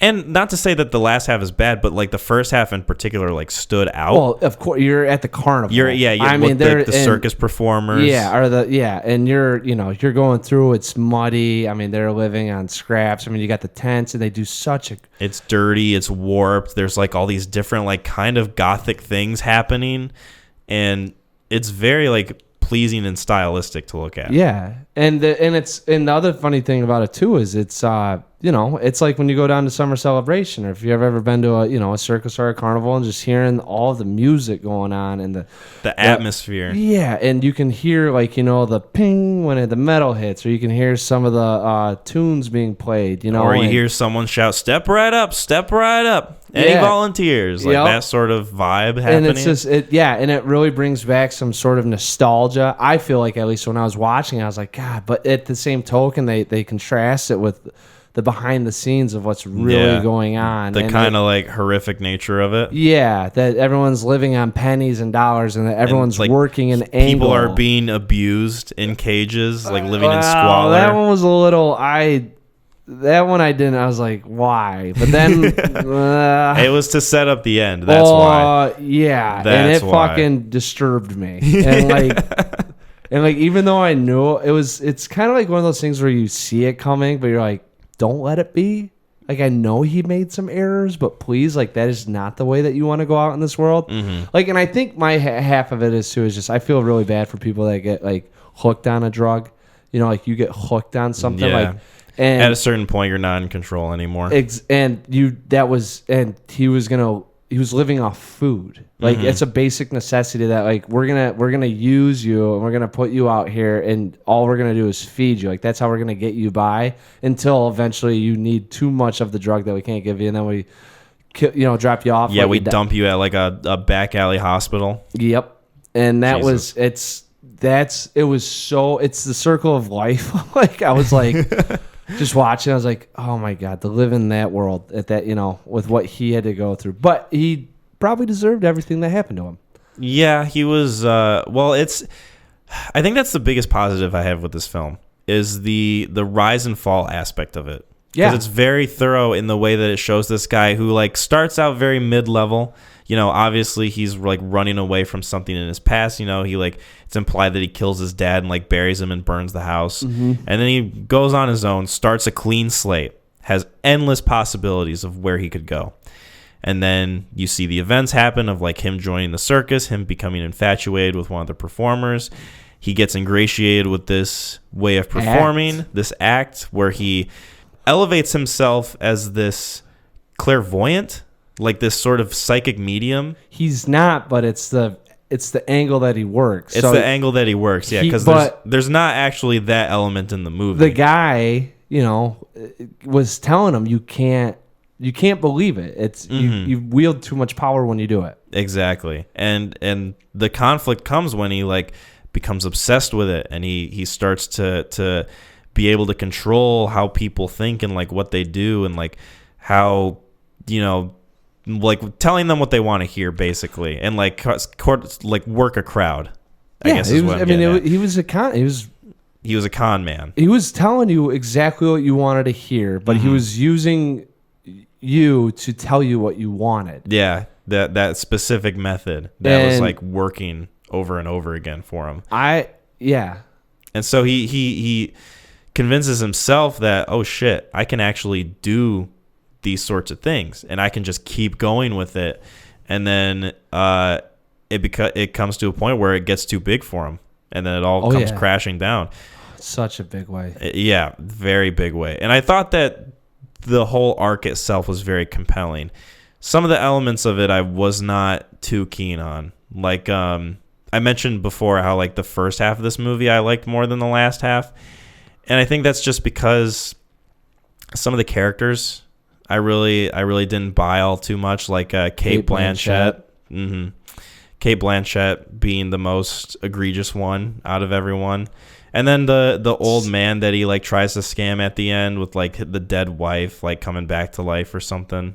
Like, I mean, it's just, it's part of what it's part of the hoax, or it's part of the game that you're playing. I mean, what else do you do? I mean, and there might be a guy that has that much money in the world that would say, fuck, dude, Walt Disney chopped off his head and it's in some cryogenic chamber. Like, it's not out of the realm that, people would pay good money if they thought that you could do it. Right. But they're just like, I want to make sure it's spent on something that I know will get done. So watching it, there was a lot of, my takeaways were a lot of the 7 sins. There was a lot of that going on, like when they were eating. The way that William Dafoe was eating compared to the times and where people were at, I thought was like gluttony. Obviously, Bradley Cooper had his pride one. Yeah, pride and greed. Yeah, definitely greed for sure. Lust is in there. Definitely lust. Sloth got sprinkled in with the geek, even though unfortunately not on him, which is probably why they had him as that. I can't think of the other. There's a couple other ones. I know I was looking. There's wrath. Wrath from the old guy. Yeah. Who would kill anyone that didn't fit into what he wanted. He also had greed. A lot of this was based off of greed. Yeah. As the rise to get to the ultimate top, but I mean it was kind of based off of. It's so weird because in the Book of Eli, there's this. Have you ever seen it? No, I have not. Gary Oldman wants a book, and he thinks that it can command everyone. And it's always bizarre that there's a philosophy that people try to attain. Not necessarily of value, but it's of the ultimate value. So in this one, it was hope. So all of those people were driving to hope, or providing it, or aspiring to get it, or receive it.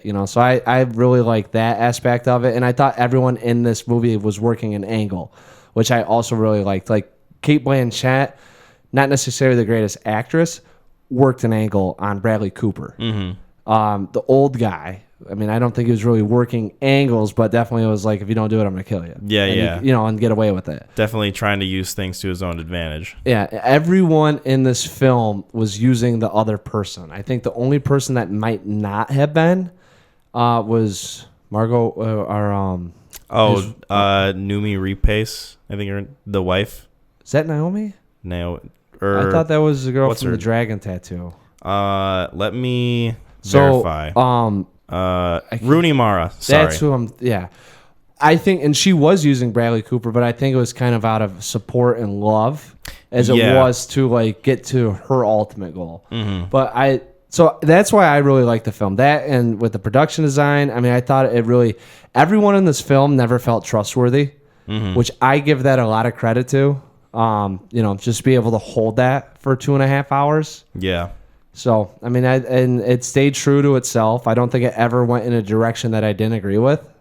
And the payoff, I mean, that's why I think I was so affected by it. I was like, that's probably the most accurate thing that could happen, and it's fucking terrifying. Yeah, it was compelling. And, like, visually, too, it was very stunning. Guillermo del Toro.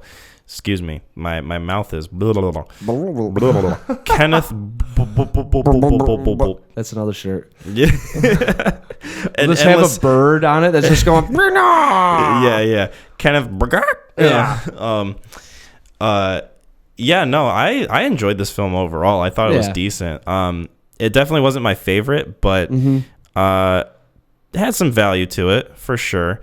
And I think something that I took away from it too was like how opportunity in America can kind of turn on you. Yeah. How you can view the opportunistic nature of where we live as a way to exploit people and sort of make it for yourself. Kind of parallels Willem Dafoe's character with Bradley Cooper's character once he starts getting into like his own head about it. starts to exploit people for his own gain, making money off of their grief, basically. I thought they were both the same. Mm-hmm. I mean, I thought it was really... I'm not going to lie. When that scene first came up, I was thinking that Cooper was going to turn into Dafoe. He kind of did in a way. A little bit, but it was on a grander scale. Yeah. It was his like own twisted version of what Willem Dafoe was doing. Right. Just basically exploiting people for his own profit. Yeah. And I think he like... I don't know if it's on purpose, but he does like the little mustache too when he gets into it. Defoe is so good. Kind of reflects Defoe. Yeah. Yeah. When he gets into like older Coop. Mm-hmm. Yeah. Kind of takes on that sort of showmanship personality too after he becomes a big name for himself. Yeah, no, now that I'm thinking about it, that's definitely a parallel that happens in this film. Oh, yeah. There's a lot of, dude, everyone's working an angle. The funny thing I thought of, not to cut you up, but like, no, you're good. The funny thing I thought about it was everyone working an angle, but that angle gets you to the same point. Uh-huh. And I think that's why they were like, at least for me, why they were kind of using some of the 7 sins in there just to say like, you know, if you're conflicted with any one of these things and you're abusing it, you all end up at the same spot. Yeah. You know, like now I would say Cooper got the worst of it. But like, yeah, like, that ending was so tragic. But I thought there's a lot of everyone doing the same thing. You could even parallel Blanchett to Cooper. Mm-hmm. In a lot of what they're doing. I think maybe the only guy that really isn't relatable to any of the characters is the old man. Mm-hmm. But he's the one he's the con.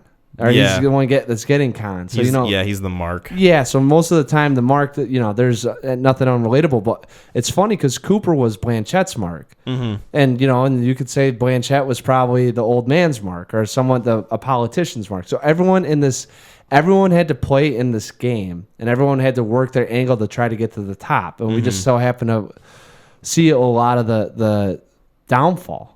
Yeah, it's like I said, favorite part of the movie, that arc of just the rise and the fall. Yeah.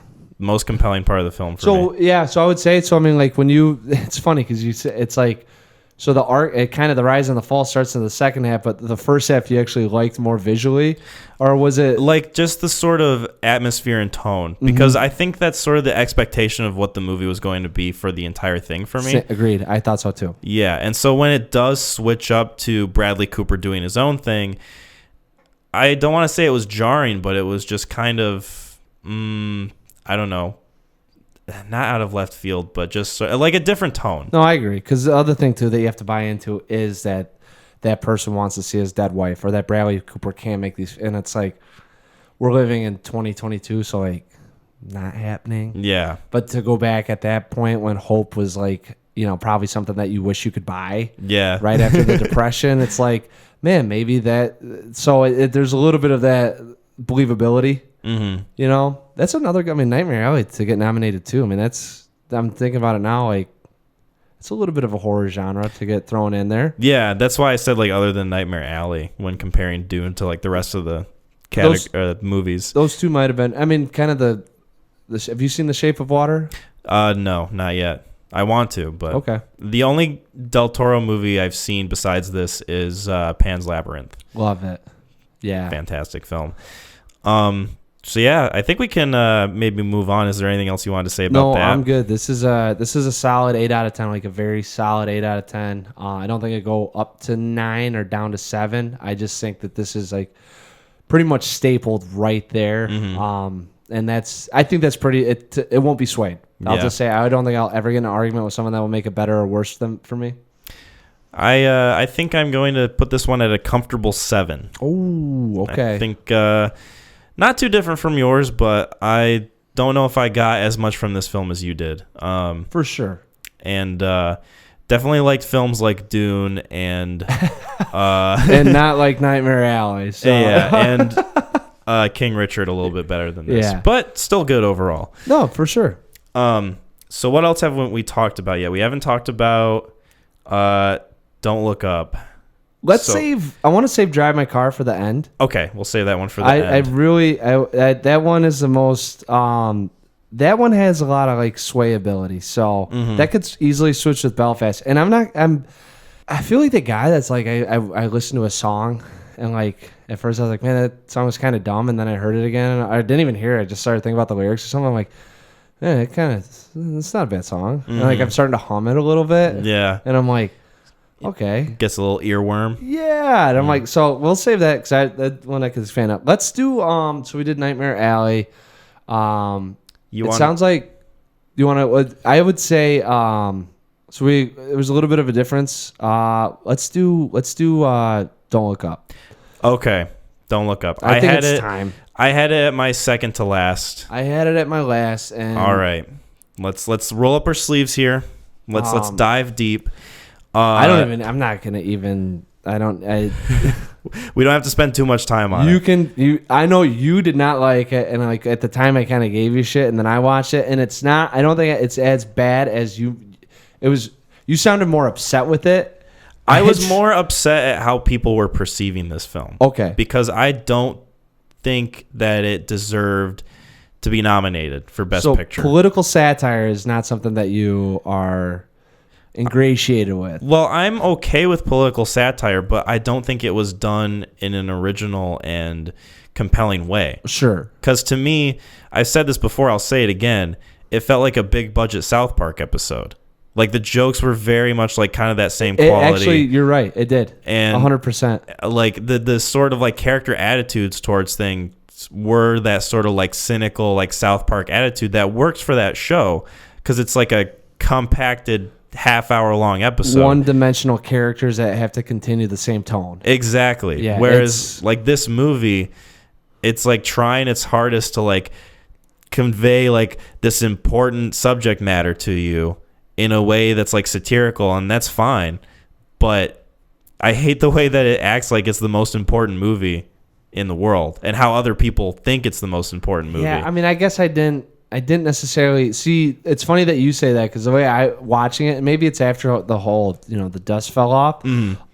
It really just felt like McKay wanting to get out there and just poke fun at Trump for 2 hours. Yeah, and how he handled COVID. Like right. That was like it just felt like he's like, I'm gonna do the most I can to. It was very opportunistic. Yeah, and I think he actually took Meryl Streep because he wanted a female representing him because that would be the most upsetting thing in his. For his ego, is that this is how the world see. I don't even know about sees you because I mean it's so on the nose. It's very not subtle at all, and I don't.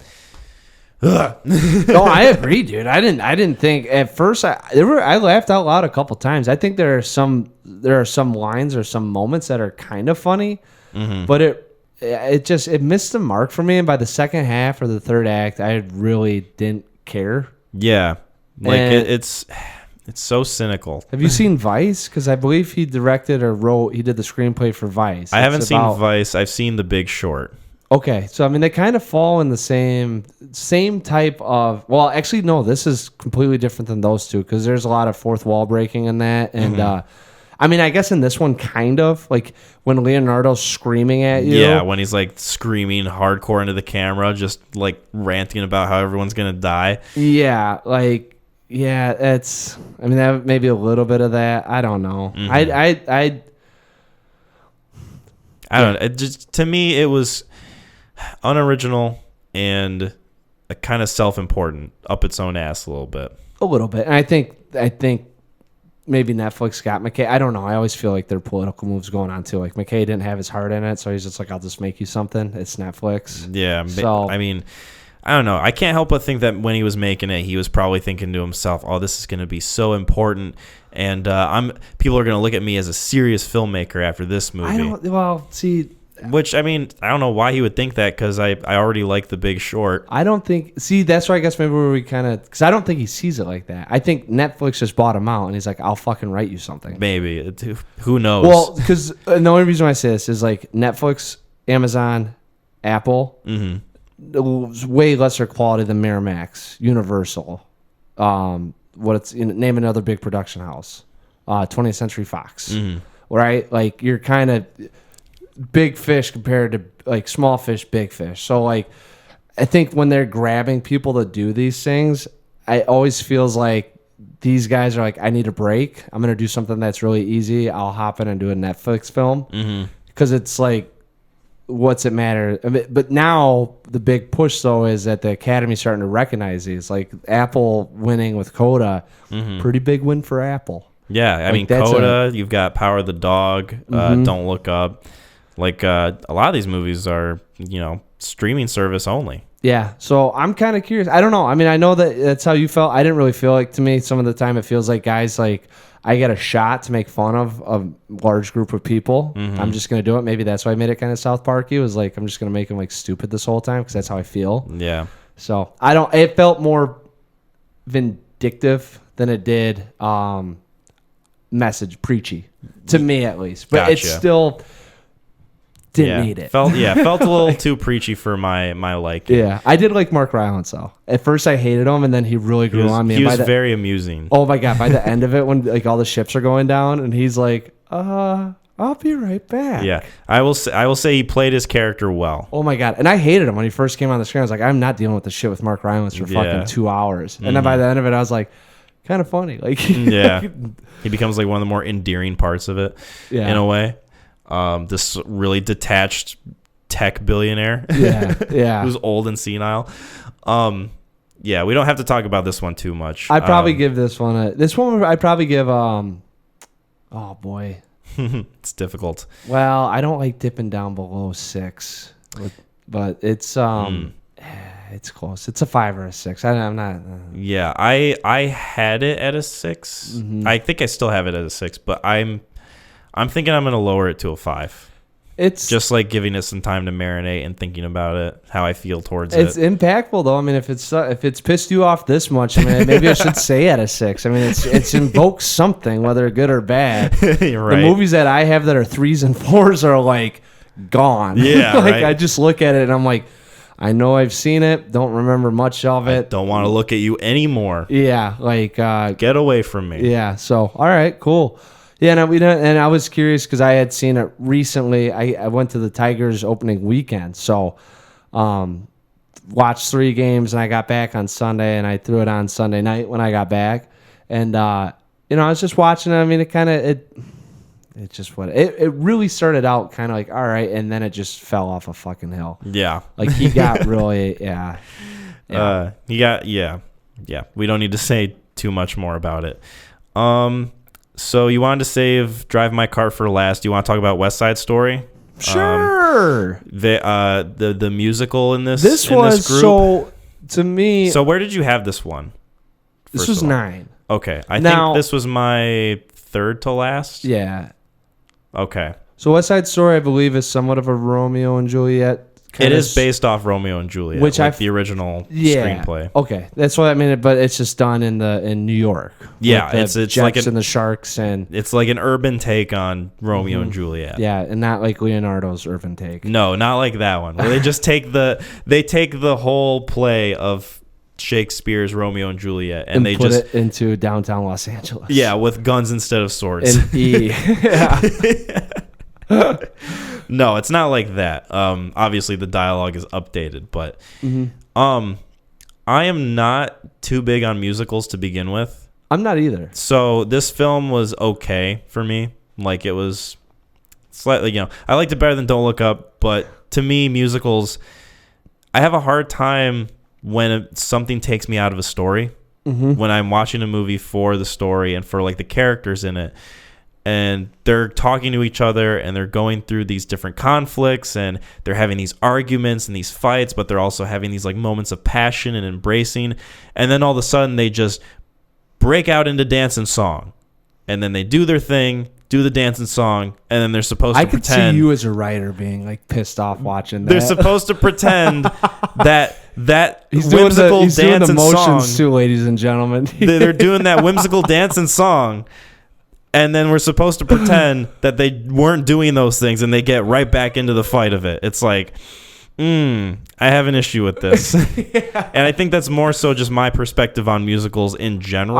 I would have to imagine all writers, like I would feel like that is like where they just go, bullshit, bullshit, bullshit, bullshit. Yeah, and there are musicals that I enjoy. That's true. I would have rather seen Tick, Tick, Boom nominated for Best Picture than West Side Story. personally. Yeah, where they kind of fit in, it's interwoven and it fits the story and it makes sense. It makes sense because they're all like in musical theater and he's a playwright trying to get his musical off the ground, and they're already entrenched in that world. It makes sense from that standpoint. In this like Romeo and Juliet street gang story, it's a little jarring when they're dancing around, tossing a gun to each other in a whimsical fashion. Yes, I agree. I did not take it at that. I knew going into this, I was like, I'm going to keep an open mind, and I just want to watch. I'll just take it in and see how it is. And if CODA is a souffle, this is like a Sam's Club birthday cake. So, if anyone's listening, I'm sorry. It's one of those like delicious. It's one of those like pre-frozen cakes too. It's not like a freshly made. Go to Meijer and pick it up, and you're like, yeah, this has been here for 5 days or whatever, and it's just chilled enough. All they have to do is like put icing on it, and then like write your name, and that's it. You've got a birthday cake. There you go, and that's how. And I was like, it's not bad. I'm not gonna lie. Some of the cinematography and the shots, very impressive. The opening sweep of the city, very impressive. Yeah. Some of the dancing, pretty impressive. Yeah.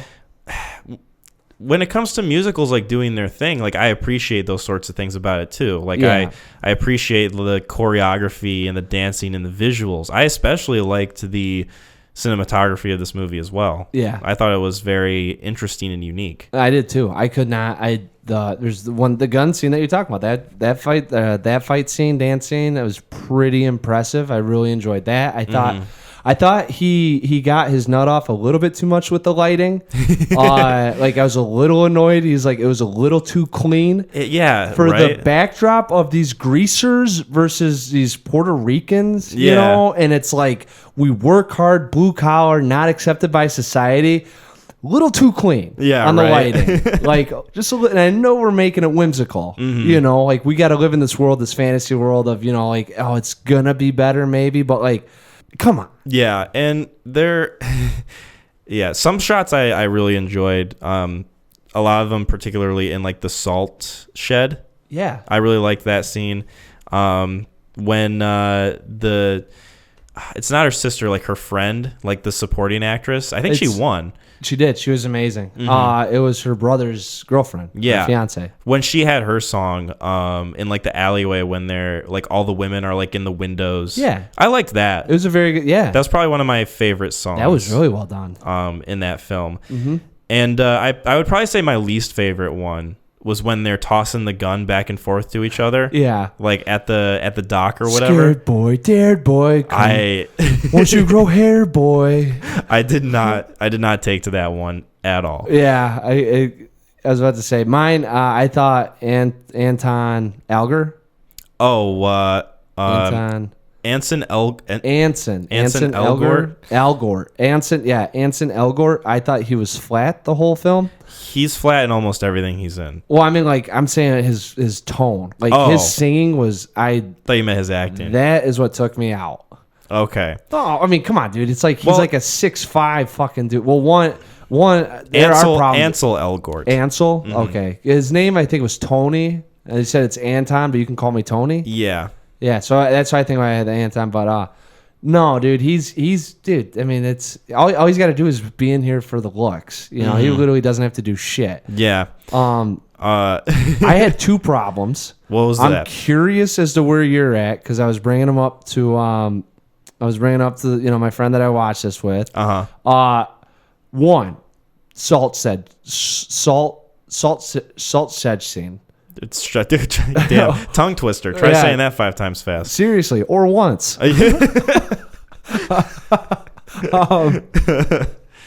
Salt shed scene. Yes. Boom. End scene. All right. Boom. Brother down.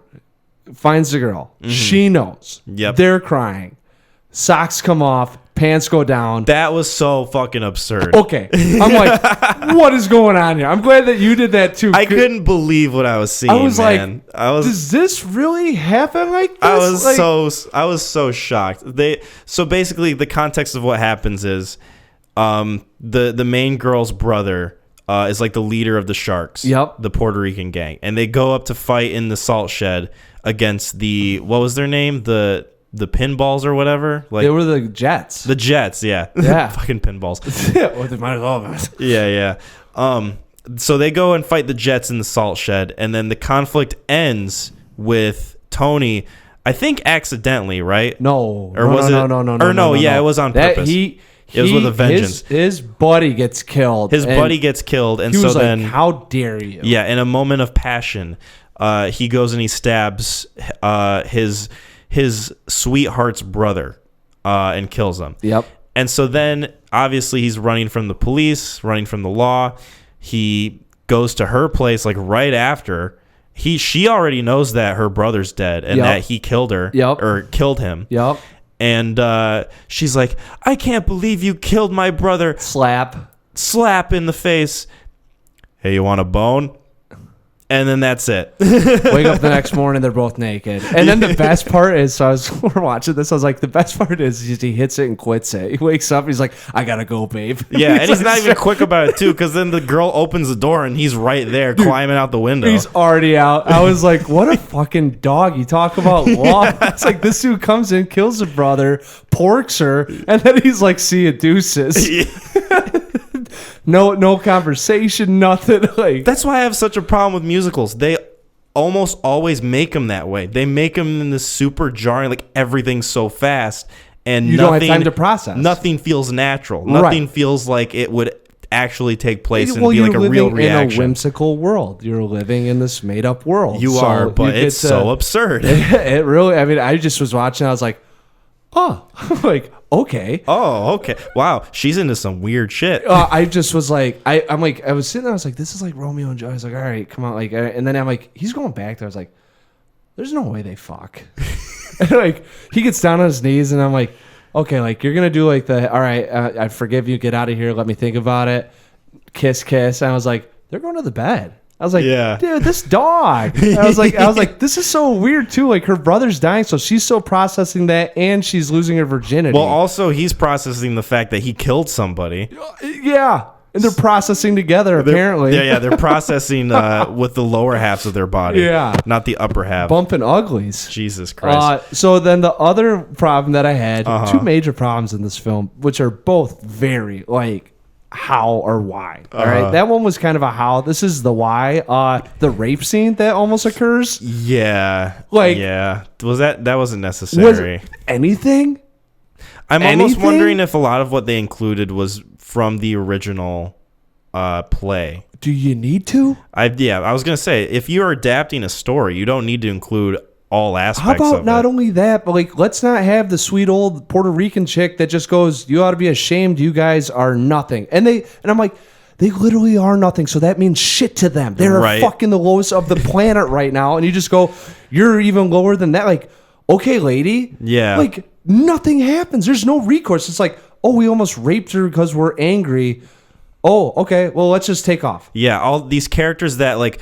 A few scenes before were like happily singing jokingly in like a police station are now all of a sudden like perpetuators of sexual assault. Dude, it would have been supposed like, to feel something for them. Like if you were watching like the Teletubbies and all of a sudden like a stranger came on and they got out like a lead pipe and bashed them and like hit him a couple times and just like looked around and went back to singing. Yeah. Like everyone's like, what was that? Yeah. Like what did we just watch? Excuse me, teacher. I have questions.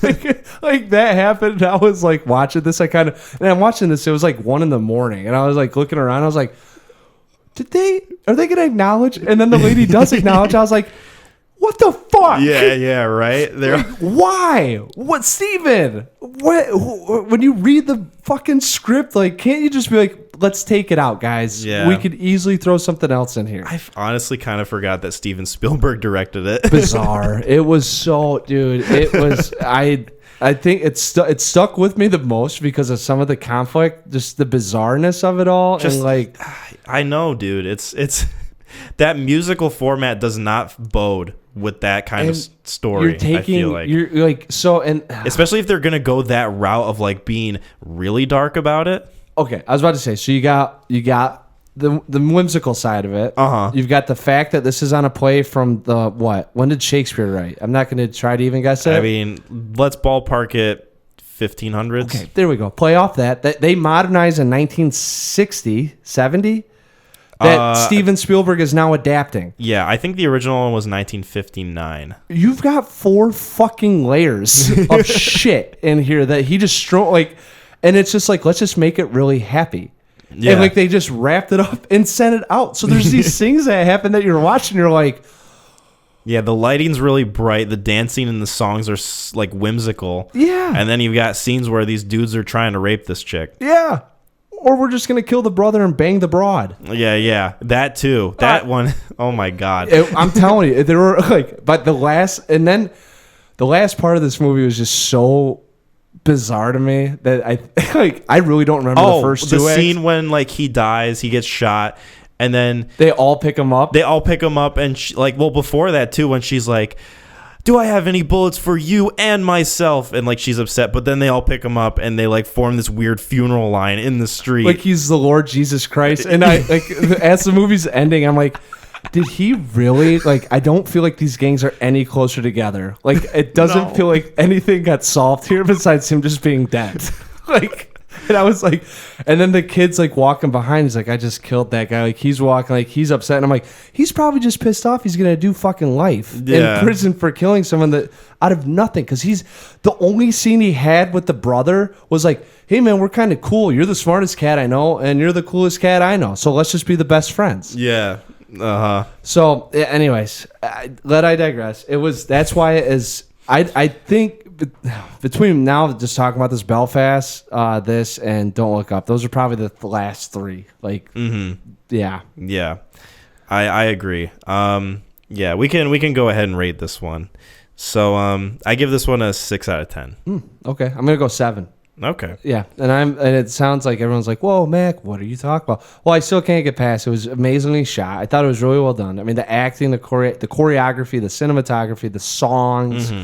I mean, and the very well presented. Yeah, and the fact that it had very bizarre scenes in it in a Oscar-nominated film that I'm gonna be thinking about. I will have this conversation with other people in 5 years when they talk about West Side Story, and if we're talking about that one, I'll be like, Remember that like weird scene where that chick almost got raped? Yeah, or the scene where she bangs him after he kills her brother. Yeah, openly admits that she knows too. Yeah, like fucking her brother's killer. I feel like more people are gonna pick up on it later than you and me.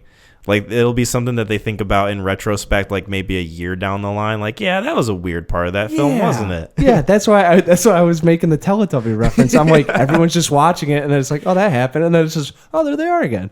You know, like it's like, are we not going to acknowledge that they just fucking killed someone with a lead pipe? Right. It's like, no, he gets part of the show. Yeah, like, that's how it's always been. Yeah, it's like, hold on 1 second, guys.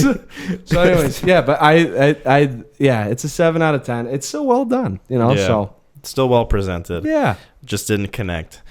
Okay, so let's talk about maybe Licorice Pizza. Sure. This was also one of the more later films that I saw. I think this was like the third to last one. Okay. So I think what, not deterred, but what's the word I'm looking for? Deterred. Well, anyway. Turd. My expectations for this film, I think, were higher. Sure. Than what I got out of it. It's a PTA film? It's a PTA film. I really like the 2 movies from him that I've seen. There Will Be Blood being one of my favorites, and then I really enjoyed The Master. So I was expecting like a lot from this film, and of course, like when this film was first coming out, like everyone who had seen it was praising it, saying it was like, oh, this is like one of the best films of the year. This is like one of the best films I've seen in like such a long time. Paul Thomas Anderson knocks it out of the park. And I watched it finally after like it being out for, I don't know, like a year. Yeah. And I thought it was good. And there's not much past that for me. Like, I thought the presentation was solid. I thought the acting was really good, especially for younger actors. I thought I was definitely impressed with Cooper Hoffman. Oh, God, yeah. As Gary Valentine, you know, just very, like, reflective of the sort of actor that his father was, Philip Seymour Hoffman. And it's not like he was playing a character that was, already kind of like a bland teenager. He had personality. He had nuance. So I had to do a little bit. I looked up a little bit about the film. Mm-hmm. There were a couple things that I wanted to know. Because there was just a couple like things that happened, like Cooper's character, that Barbra Streisand's boyfriend. So is that a real guy? It's a real guy. It was. I was curious about that too. So, but then I looked up. PTA based his script off him and his friend in Southern Los Angeles during was it 1980? If I'm remembering right, I think the 70s. Or is it 74? There was a gas strike going on, and I think Nixon was president. So 72. Yes, maybe? Nixon was president. Because they had that scene with him on the TV. Yeah, but his buddy did these things. Yep, 1970s. 70s, yeah. So his buddy did these things. Like there was the councilman race. It wasn't Wax running, but there was a councilman. His buddy did sold waterbeds and started a pinball arcade. That honestly happened in and when California's fucked up, man. They in 1937 or 38 banned pinballs because they counted it as gambling. Oh, really? Yeah, and they finally, because I think they ruled it as a game of chance, but there's not a payout. Right, it's just the points you get. Obviously, some lobbyists got a lot of bucks for that one. But then they allowed it again. Because in the film, they go on, he hears that Wax is on this thing, that this reform's coming back. So Gary Valentine gets out in front and buys all these pinball machines. His buddy... Very opportunistic. His buddy did that. Like, a lot of the stories that he wrote is what him and his friend went through. So I had to look up, and actually the one scene, I like this kid too. Where the kid on the plane, hey, ¿cómo estás? Oh yeah. When he goes up to her. My name, yeah. He's just very mild mannered. And fucking Rico Suave, man. Like he walked up, he's very confident and cool. That character was based on his friend. Okay. And then it kind of, Gary Valentine was the other half of his entrepreneurial spirit. I like this context that I'm getting right now. I'm learning a lot. That's what I was like you. I saw it and I was like, that was fun. I had a fun time. And I was thinking more about it as a relationship and the coming of age and kind of getting to know someone and truly, that's probably the closest you'll ever feel to how trying to get a girlfriend at that time. Yeah. And it's outlandish. Well, not outlandish, but it just kind of circles back into itself. Well, I'm saying I did not go through that. I wasn't buying pinballs at 15. Right. You know what I'm saying? So that's where it's outlandish. But in terms of what you're going through and that and trying to, get, hook up with someone or fall in love with someone or get someone's number and go through all the trials and tribulations of that just to touch a boob. It's, dude, that was how, it kind of was. And then you have all these other events going on. So I wanted to see some things. I ended up reading a little bit on this article, and a lot of this is events that were happening in the time that he remembers are events that he was going through with his buddy. His buddy was on that show. 9 beds above my roof or something like that. Oh, yeah. Yeah. What was that show called? It was something. Yeah, whatever it goes. Something like that. Yeah. So that's what he was writing it off of. Now, obviously, some of it's out of context. I don't know if they actually sold the waterbed to Barbra Streisand's boyfriend. Right. But that guy. So do you remember when they're on the street and he sees those two gals? He goes, hey, do you guys like peanut butter sandwiches? Yeah, he's smashing the windows and then he sees them and he's like, hey, you guys like peanut butter sandwiches? That was a pickup line of his. Really? They had to get that. They had to ask that guy if he could be in the film, and he said, as long as you use that line. That was my favorite pickup line. Oh, really? Yeah. So, because I thought it was so bizarre that he does that. It's really... he's so pissed off, alcoholic. That whole sequence of them dropping off the waterbed for Barbra Streisand's boyfriend, and then him going off on his own. They leak the waterbed in his house. Yep. They go to leave. He comes back with a gas canister, all pissed off, super pissed. Oh yeah. And then he makes them drive them to the gas station.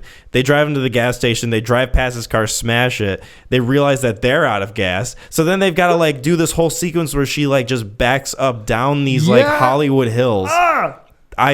Favorite scene in the whole movie. So, oh my God. I was on the edge of my seat. I was like, holy shit, where is this sequence coming from? Where are we going? Because like the whole point, like up to that point in the movie, the whole movie is very like, I don't want to say laid back, but it's 100%. There's no conflict. The biggest conflict is them trying to it's pretty fall like in love. Yeah, it's pretty like easygoing for the most part. And then you get to that scene and you're like, holy shit, there's actually conflict happening here. And it feels like you're getting a piece of candy in otherwise like decent meal. Yeah. You know? Yeah. It's like, whoa. And you haven't been given candy in like 5 years. Yeah, and it has that much of an impact. I was about to say, and you don't know how far it could go either, because Cooper does a great job so much.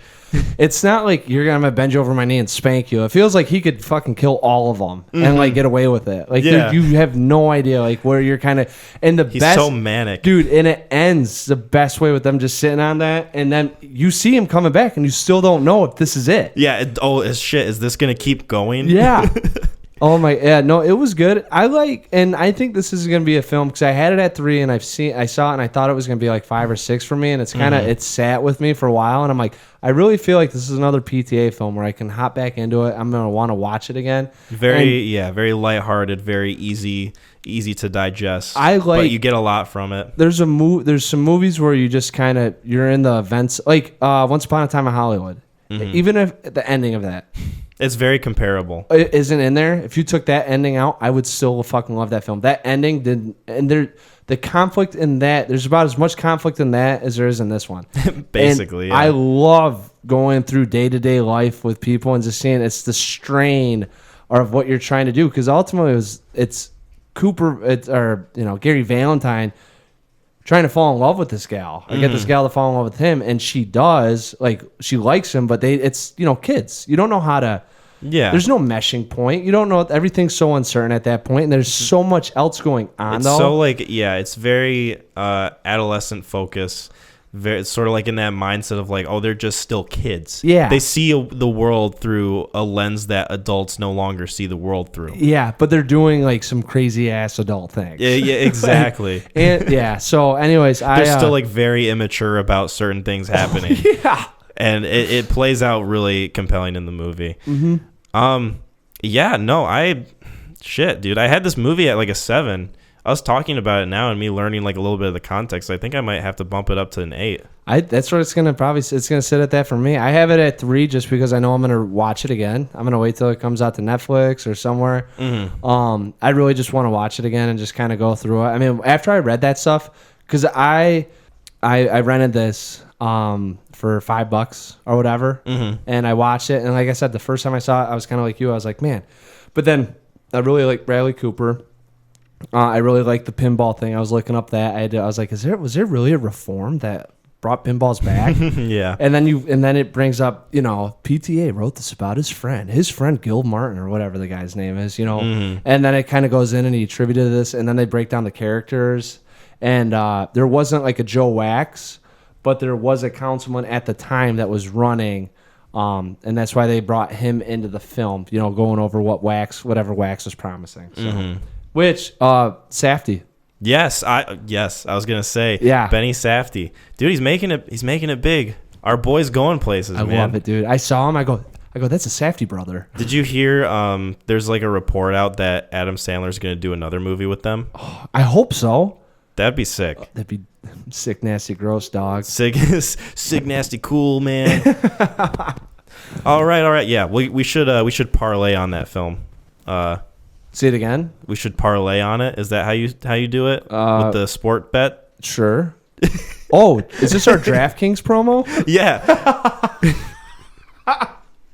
Speaking of gambling, sports bets, and pinball reform, this episode is sponsored by DraftKings. Download DraftKings today to fucking line up or whatever. Yeah. Do you think gambling's really a game of chance? Or it could be a pinball spot? Well, don't take a chance on missing out on these sweet picks for DraftKings. Yeah. I don't know how that works. Well, we got to do our own. Anyways. Yeah. 8 out of 10. 8 out of 10. I had it at a 7. I think I'm gonna bump it up. Okay. Perfect. I I think that'd be the wise decision, because I think when we look back on this film, you're probably going to end up watching this thing again at some point, and it's gonna sit like an even finer Dr. Pepper. Oh, ooh, that's asking a lot, because I love Dr. Pepper, as you can see by my stack of empty cans by my monitor. Oh yeah, there you go. You got a little wizard staff going. Yeah, that's called depression. Anyway.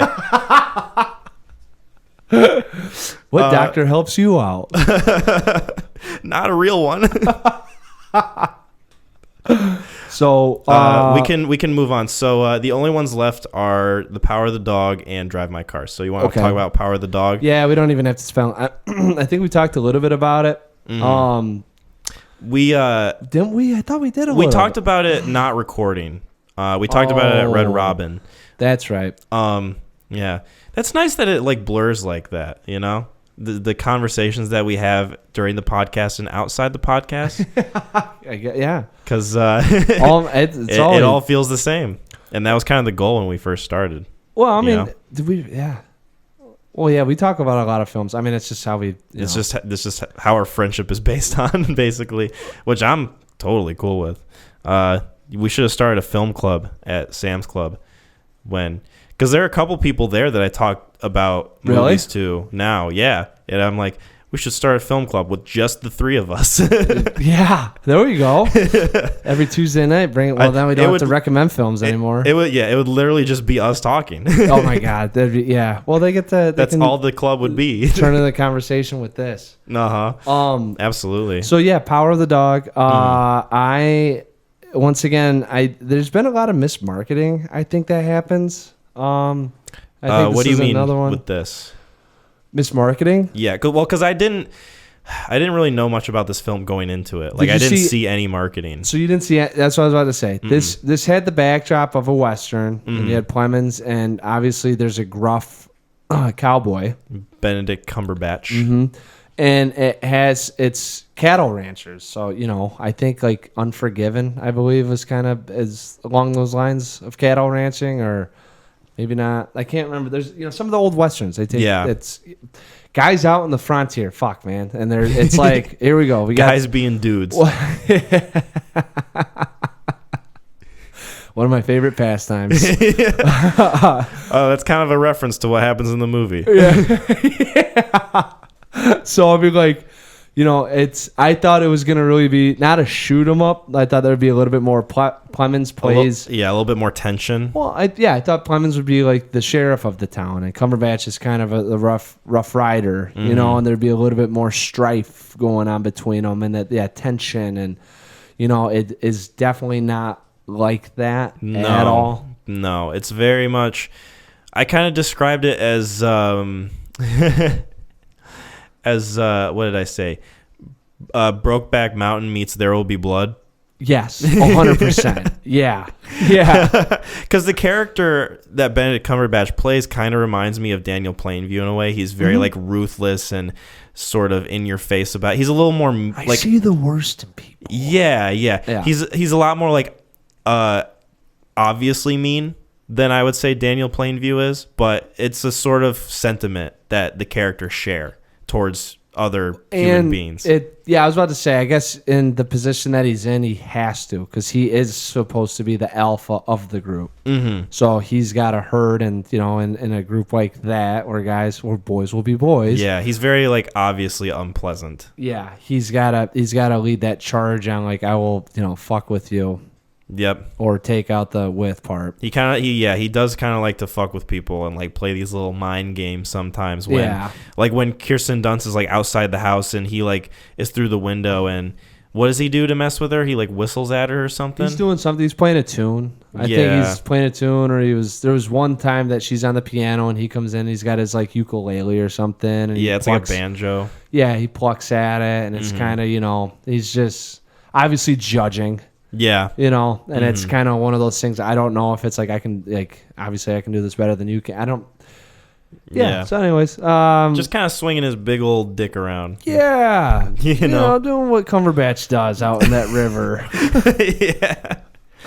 So what did you think of this movie overall? Once again, I thought it was mismarketed, or at least wasn't very. I think it's very hard to describe this film. This is obviously a character study of a guy that's put in a position of leadership and male dominance, and he obviously has. Well, not obviously. I take that back. I had no clue until I kind of had to do some reading on it.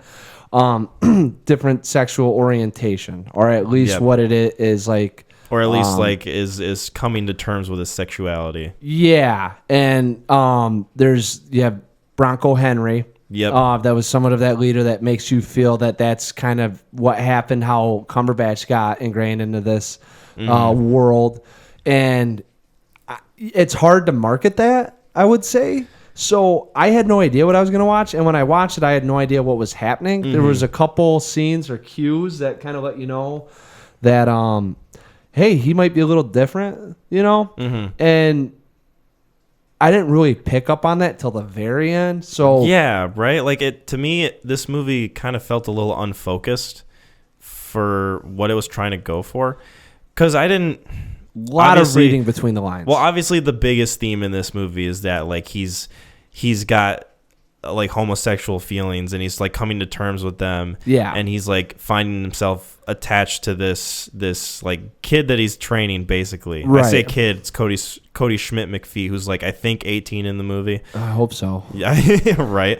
Well, it was different back then. But then like a lot of the like first half of the movie is very much focused on Kirsten Dunst and her kind of conflict with Benedict Cumberbatch, and so that's what I assumed the whole movie was going to be about, was like that sort of thing coming to a head. Maybe like she becomes a drunk, like she like confronts him one day while she's in a stupor, and he's like really snarky and dark to her, and like she kills him or something. Like I thought it would like build up to something like that, right?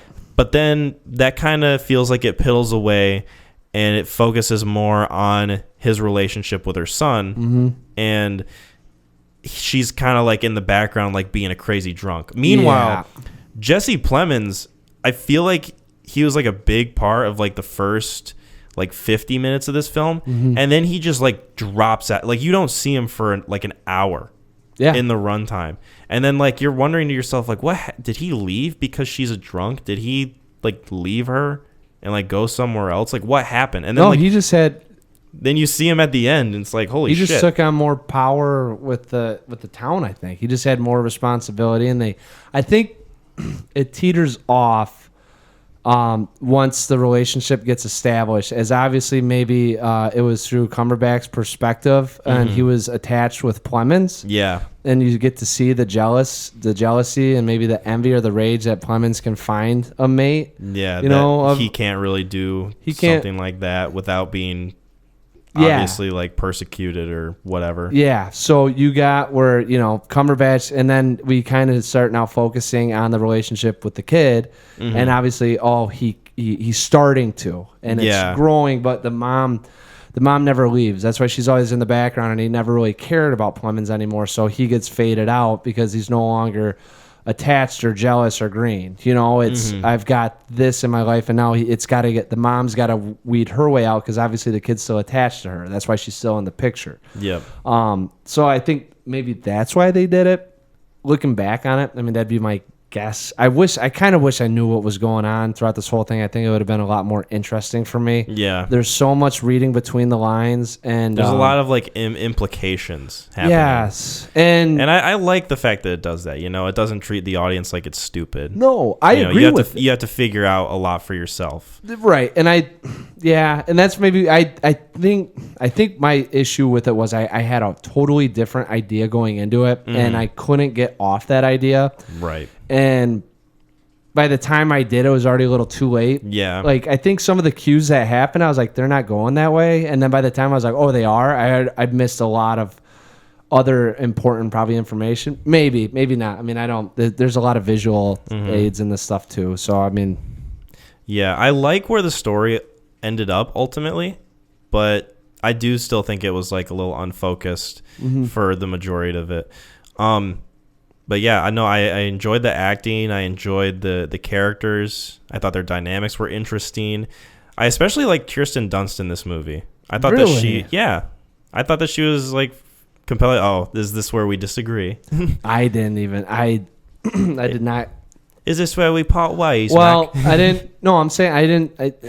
You didn't. She didn't really stand out to you. She didn't do anything for me. I got She was just there. So I mean.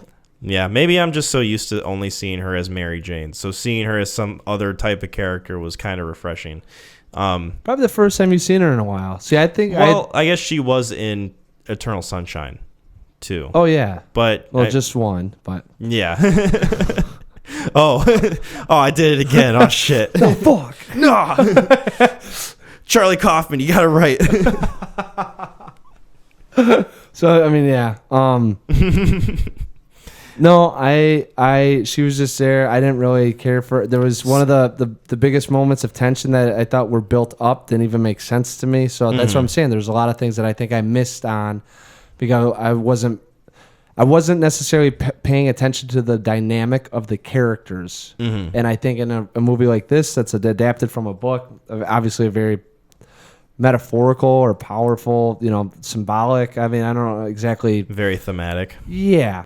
And I think you have to, in a movie like this, you have to pick up on stuff like that. Yeah. And that's why I think that one scene really just didn't make sense. And then past that, she just turned into a drunk. But at that point, I was like, she's out of the picture anyways. Like, who cares? And then it all just, yeah. See, I'm always compelled when characters sort of fall apart and kind of just become like disheveled versions of themselves and they don't have it all together anymore. And they're just kind of like, going through it in a haphazard way. Yeah, but like, did they really expand on that? That's why I'm saying it's unfocused. Like, the movie's very unfocused. I was about to say, because she just turned into the house drunk. Yeah, but I still like her performance. Sure. I'm just saying there were things that just didn't make sense or click for me, and it just kind of spanned time without rewarding. It wasn't rewarded. And, you get to those points and it's like... It's very muddied. And then it takes you out of it a little bit and you're trying to figure out what's going on and you don't know that, Cumberbatch is holding hands with the kids. So, yeah. Until it's too late and he smokes a cigarette. Yeah. Oh, yep. Sharing that cigarette. I was about to say, gayest cigarette ever. Fucking killed him. That's what I'm saying, people. Just kidding. Oh man. So we don't have to go too much more into it. Is there anything else you wanted to touch on? Nope. What would you rate this one? Probably 7 out of 10.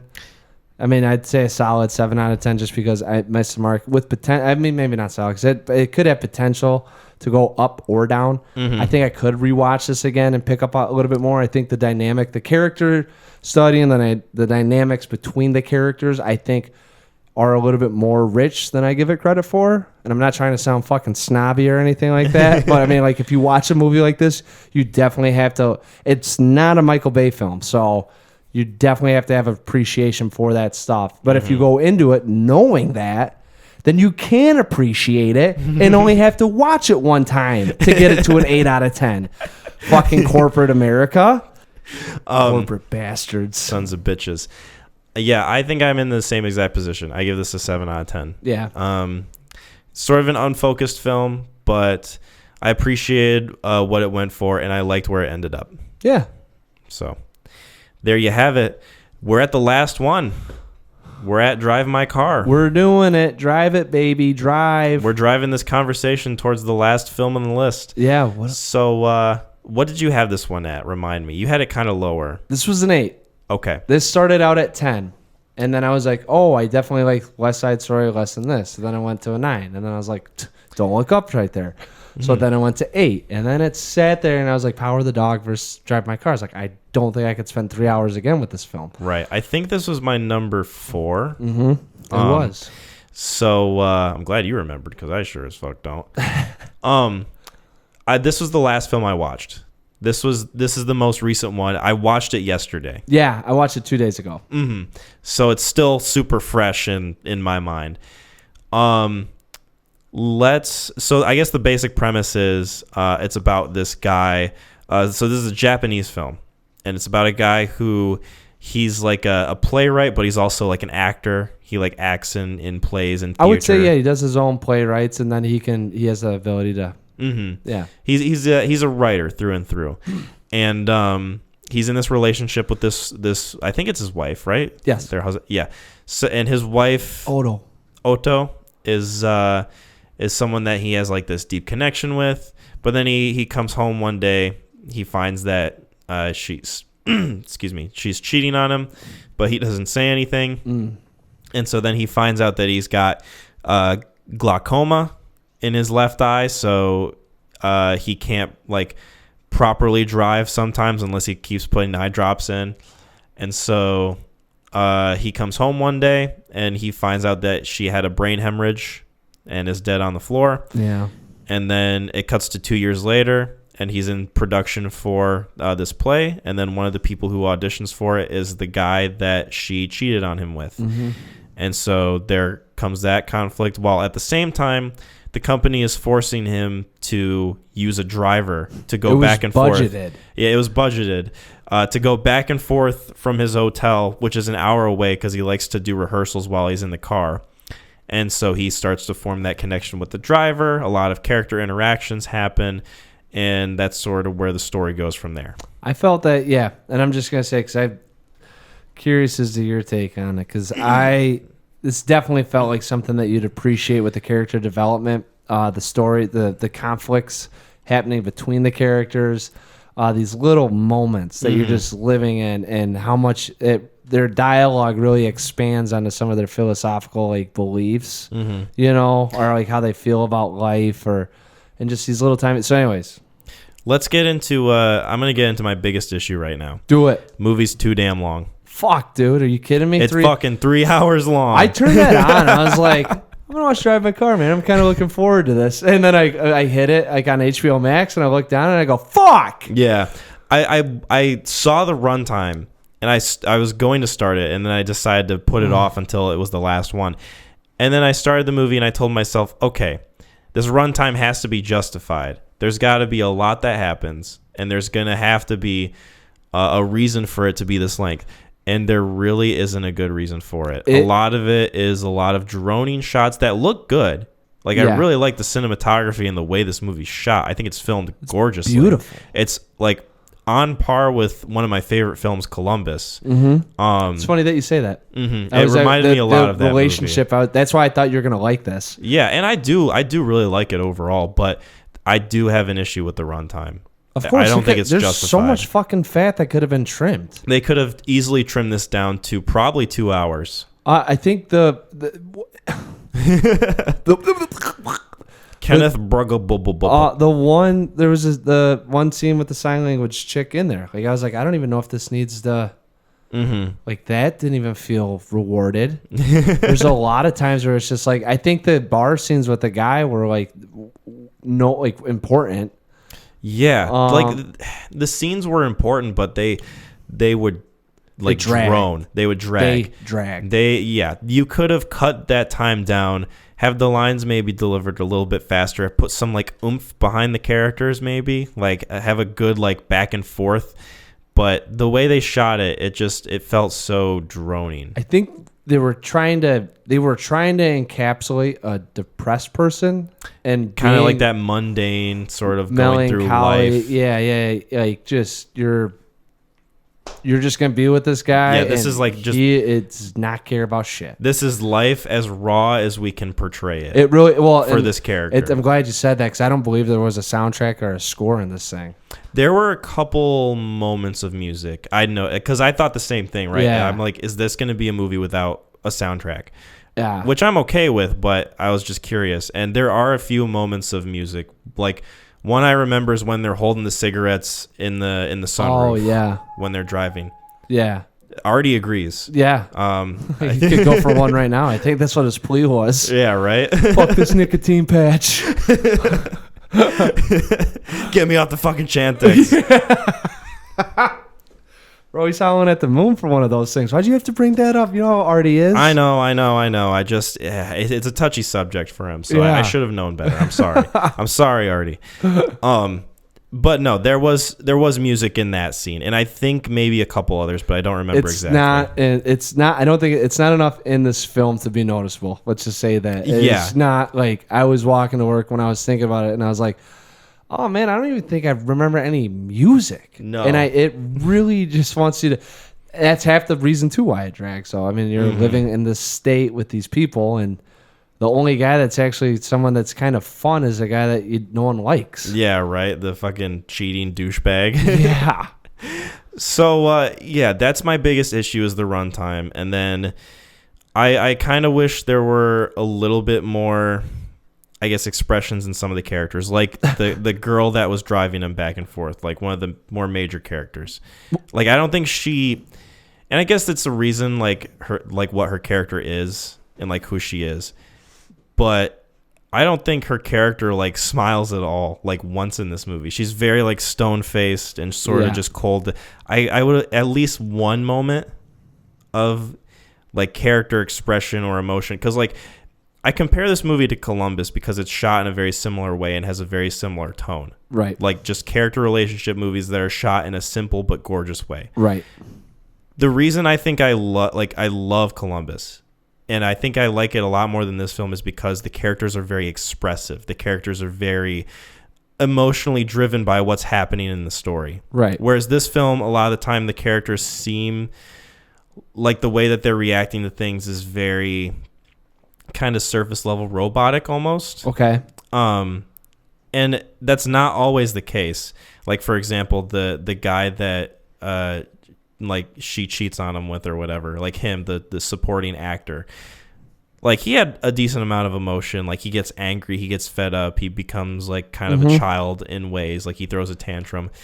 But other than that, like there's not too many scenes. And of course, like the joy on the faces of like the deaf girl and like her husband, who's also like part of the like always team smiling. of judges. Yeah, they're always like smiling and in a good mood.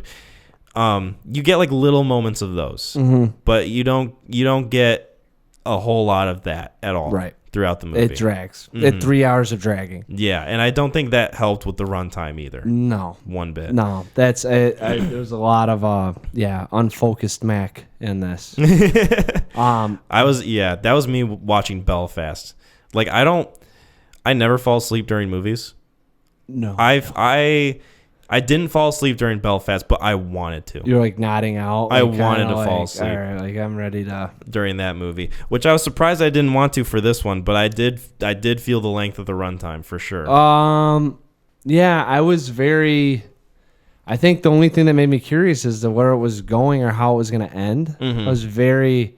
I shouldn't say very because I was getting tired, but I threw this. So my problem was I threw this on at like 8:30. No, I was like, no. Hey, we'll throw on a 2.5 hour You're movie. gonna be done at midnight. And it was like, we're right at the end of this thing. I don't have an extra fucking 4 days. Like it's now or never, right? I was in the same position. So I'm like, I was like, 8:30, 2.5 hour movie. We'll go to bed 10:45, 11 o'clock. 3 hours. God damn it. Fuck, who wants to watch this shit for 3 hours? And I kind of knew, like, the synopsis, it says the guy is mourning over his dead wife, so he hires a driver to drive him around. And I was like, 3 hours of this shit? Like, fuck, man. Like, the reason I think I like this movie a lot is because there are a lot of moments that are really compelling for me. Like, my favorite scene is when he and the guy are in the backseat and they're having that conversation, that revelation that he knows that he slept with his wife. They both know. They both know. He knows, too, because he's going to tell him the story. And so he's going to finish it and... You know, so they are both now sharing this without actually saying anything. And the way that it's shot is just like back and forth in the back seat, but it's not like an over the shoulder shot, reverse shot, you know. Right. It's not like that standard thing. It's very like focused on those characters. It's raw. You see the emotions in their eyes. Dude, he's like tearing up. And the dialogue that's being said back and forth and like the sort of just the attitude that the guy who's telling the story has. That scene was so encapsulating to me, and I really enjoyed that one. That was my favorite one in the movie by far. I think there are a lot of scenes that you could probably dice out of this thing and sit down and watch those scenes. Yes. That's the fat that I'm talking like that. But that was very raw. That was very powerful. It was a very... Because you're sitting through the movie and like... all these things are happening, but they're going at such a slow pace. And then this scene like comes up and it's like, it kind of sneaks up on you in a way. It does. Well, he goes, because he's talking to him and he goes, because he goes, I want to know more about Otto, right? Mm-hmm. And he's like, well, we used to make love. She used to tell me these stories, and I'd remind, and he's like, but these are things that you'd never know or you'd never learn because you never loved her. And then he's like, well, there was one time we were talking about it, and that's when it's kind of like, oh shit, like, I'm telling you, like, I fucked your wife. And then, and he's sitting there and he's got to listen to it. And then it's a piece of his wife that he never had. Right. And he loves her wholly. So now it's something that this guy has that he'll never be able to get back. It's such a gut-wrenching moment. And it's just like, the whole time the guy's talking, I'm like, I don't know if this dude's being a douchebag, an asshole, or just like, as much as you've got to love her and as much as I am jealous of you loving her, like, I have a little something of her that you didn't have. Mm-hmm. And it's like, are they mourning together? Is this guy's little token over, the other guy? Like, it was, that one was very, very raw. It was one of those things I felt, my heart was hurting. Yeah. And I was very confused as the relationship those guys shared or what was being what was the emotions going on behind there? Did they like hate each other? Was there like kind of a shared moment of grief? Yeah. I feel like there was a lot of mixed emotions that you could take from that, and that's why I really enjoy that scene. Dude, there's a lot of things that they talk about. I mean, just those two together. It was I found it very, I don't want to say Eastern-y, but like it's bizarre because this dude's like, he's so jealous that this guy got to have sex with his wife. Like, hates him, right? Cheated. You're a piece of shit. It's the one thing that I'm always, and now I remember her for doing too. Mm-hmm. And he never had the balls to stay up and say anything. But this guy who actually had her, loved her so much, he's jealous of, I don't remember. The main character's name. So he was totally jealous of him. Now. And, it was like, tell me more about her. I want to know more. I mean, she was gone too soon. This is a person I don't know if it was a game to him, if this guy really loved her, if it was part of the chase and he never got... Kafuku. Oh, yeah. Kafuku. Is the main character's name. Yeah. And, was it... what was that guy's relationship with his wife? But it was one of those things where, I mean, he kind of was like, you got to... I think they say something along the lines of, like, you got to... you were selfish because you got to love her all by yourself, and you never had to share her with anyone. And other guys like me are looking at her, wanting her love, needing her love, and then he knows that they banged, and so it even makes it even more not precious, but kind of like sentimental. Like you still had her, and he's still like he's still totally jealous. Like maybe it wasn't a game to him. Maybe he really did care for her, and that that he felt used. So I mean, it was very not of Western thought.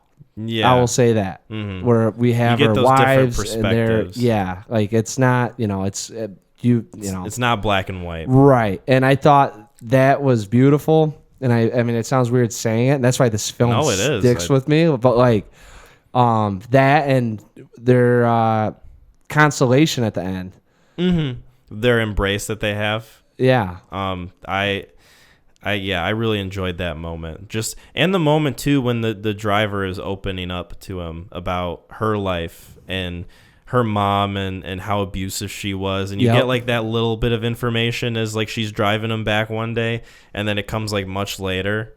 It just like, hits. Yeah, and they both kind of just open up about these things that they're tortured by that just and it just weighs on them too. I think that's what I think. Like talking about the runtime, I think it was purposely done this way because it weighs on you. Yeah, and you're supposed to feel that. Sometimes, I mean, I don't know if I agree with it or not, but I could definitely see that guy being like, let's just fucking slowly just jab this in, And by the end of it, I mean, you finally get to see him kind of like, oh shit, like break down a little bit. And I thought that was another thing too. I was like, oh my god, and he says. If I had approached her, if I had been more of a man, if I had been true to her, I could have talked about this difficult thing. And he goes, when we used to talk after that, I couldn't really talk about it anymore. So they started going over the story, and that's why he left. He goes, that's why I killed her. If I had been able to approach her and have that conversation, I would have stayed, and so she'd still be here with me. Yeah. And it's like this really tormented, like, he was too much of a sissy, like to talk about his cheating wife, but he loved her so much that he can't bear to lose her. Bear the weight of her gone. Yeah. And it's just, he's going to sit here in this conundrum this whole time of the inability to act and how that cost a life. And it's like, just, and the fact that it was like, it doesn't feel like that in the film because it drags so long. But I mean, really, like when you look back, I mean, it was like, yeah, it was absolutely. And I love that build up to that moment where he breaks down, because he's holding it all in the entire time. Yeah. Like just the emotions in his face. You can tell that there are different emotions going on, like in that scene where he's talking back and forth in the back seat. But you never get to see him fully release until that moment with that person that he like feels the safest with. This girl that he, had just met like a few weeks before, who's been driving him back and forth. And so you could say he was getting lost in his plays. I think that'd be a fair, like that was his escape. And he could, and that's, I mean, eventually why he started directing instead of doing the acting. It's because it was getting to be too much where he was losing it in the acting. So he had to channel it, to bear it. He could put it aside and just forget about it or come to it when he needed to. And finally, and it was someone he could relate to. Yeah, I mean, she had lost something too. Yeah, and that was something that was just really, I mean, it was incredible. Like, dude, like they're just both kind of going on about this, and it was one of those things like, did it really have to take 15, 20 minutes to get to this point? Yes. Like, but at the same token, like, just, it's so, I mean, I don't know if I'd say, I mean, it kind of would be like a real life, well, maybe not, because they got on a boat and they did travel like 150 miles or like, like they went a long ways to get to that house. Yeah. But, yeah. It was quite the ways. Yeah, I really, I don't want to say like really enjoy this film, but I thought it was good. I thought it was really good. I will say right now, when I first watched it, I had it at 10, and now that I've even talked about it more, I think it's up to 6. Like, it's working its way up. Well, I mean, it marinates, and there's so much going on. But I mean, with the story of the wife and that what she would tell after they'd have sex, and it's like, well, what does that represent in his life? Was he the burglar? Was he the guy? Was he the token? Yeah, there's a lot of like different allegorical things going on with that story. And are they applied to like what's going on? Is he seeing it now? Is her like, was her escape actually coming to fruition? Like.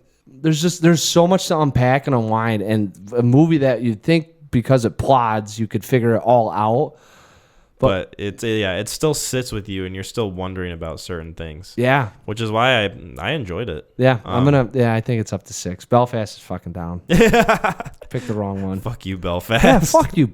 God, that guy sucks. So yeah, that can be that. What would you rate Drive My Car?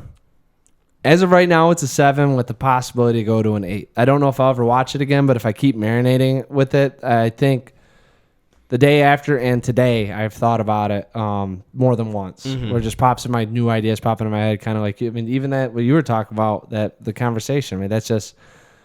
All in all, there's just a lot in this film to unpack and look at and kind of examine, and I think that makes it even better. Yeah, it's just tough to do it with the context or the subject matter. Yeah, absolutely. So, I think I give this an 8 out of 10. Nice. Pretty comfortable rating, and I don't think it's gonna waver too much at all. Nice. So there it is. That's like my Nightmare Alley. There we go. Boom. It's sitting right there. It's pinned. It's not moving. It is locked in place. That's our new saying, locked in place. Locked in place. Yep. When we're super confident about a rating. Locked in place. Midnight in Paris, 10 out of 10. Locked in place. Locked in place. Boom. So yeah, that was a good talk. That was pretty much a good, somewhat thorough discussion of all 10 Best Picture nominees. Yeah. I think we learned a lot. We grew a lot. Yeah. Yeah, we laughed. We cried. We laughed and cried. I was going to say we lied. We pronounced Kenneth Branagh's name a myriad of different ways. Yeah, take that with you. And let it marinate, much like Drive My Car. Ooh, yeah, seriously, guys. Yeah, timestamp. I hope people get to that. Like, let's see what they got to say. The 20-minute shit talk. We did a good job of dividing it up, I think. It's going to be easy timestamps. Mm-hmm. Easy timestamps. Calling it right now. New catchphrase. New shirt. I was just about to say. Speaking of timestamps, this is where I'm going to put the timestamp for when you get to recommend a film. Let's go. Bleed it. Awesome. Because the way we kind of formatted this was like you... air quotes recommended all 10 best pictures. You lost a goddamn bet. I got 10. Yeah. But it sounded like something that we might have agreed to do. Well, yeah, it was something that we probably were going to do anyway, even if I had won. Maybe not King Richard, but everyone else. So yeah, no, it was going to be your turn, so you get to recommend. Here we go. I want to go with the PTA. Yeah, just because we talked a little about Licorice Pizza, I think after watching all these films, I want to say a movie that goes down smoothly. I don't know if it does, so I'm going to there's two options. And I know you haven't seen either of them, but now you've seen 3 PTA films. Yep. So there's 3 that I think there's 2 right now that I got in my head that I got up on you, but one that I know neither of us have seen. I'm going to give you the option of 2. Okay. All right, so it's either Boogie Nights or Magnolia. I know a little bit about Boogie Nights. Okay. I know nothing about Magnolia. Yeah. I'm going to pick Magnolia. Let's do it. Awesome. So, Magnolia it is. I haven't seen it either. That's why I was like, oh, because I was going to do Boogie Nights, and I was like, I've seen Boogie Nights like 10 times, and I'd love to talk about Boogie Nights. I know people that are listening right now, at least 2 of them would like to hear about Boogie Nights. All right, so fuck off. Sorry. Yeah, well. Not sorry. Yeah. Get them. Yeah, so let's do Magnolia. Awesome. Cool. Magnolia. And also, I know Everything Everywhere All at Once has recently been out, so maybe we could catch that, talk about that for next episode too. Everything, where is it? It's A24's new movie, Everything Everywhere All at Once. Is that with the Chinese lady? Yep. Is it in theaters? It's in theaters. Yes. Awesome. I got a free small popcorn. Oh. You contemplating the worthiness of that free small popcorn now? No, I was going to recommend, maybe we'll talk. Maybe there will be a change. I don't know if we can change that or not. The Northman's coming out on the 22nd. We can maybe save that for the episode after. Because I have to save that free popcorn. I think I can do it. Does it expire? Does your free popcorn expire? I hope not. I got it from the Oscars. I thought they should have upgraded it to a large with the Will Smith slap. Oh, no. They had to downgrade that shit because of the slap. So, yeah. All right, cool. Okay. Everything, Everywhere, All at Once, and Magnolia. Boy, that's going to be interesting. Yes. Quite the lineup, I would say. Here we go. Thank you, everybody, for listening to this episode of the Neon Crew podcast. You can find us on Spotify and YouTube. We're also on social media, Facebook, Twitter, Instagram. And definitely check us out. We also have the website, www.neoncrewpodcast.com. Things happening, places to be, but more importantly, podcasts to listen to. So, that's pretty much it. And Mac, do you have any parting words? Yeah.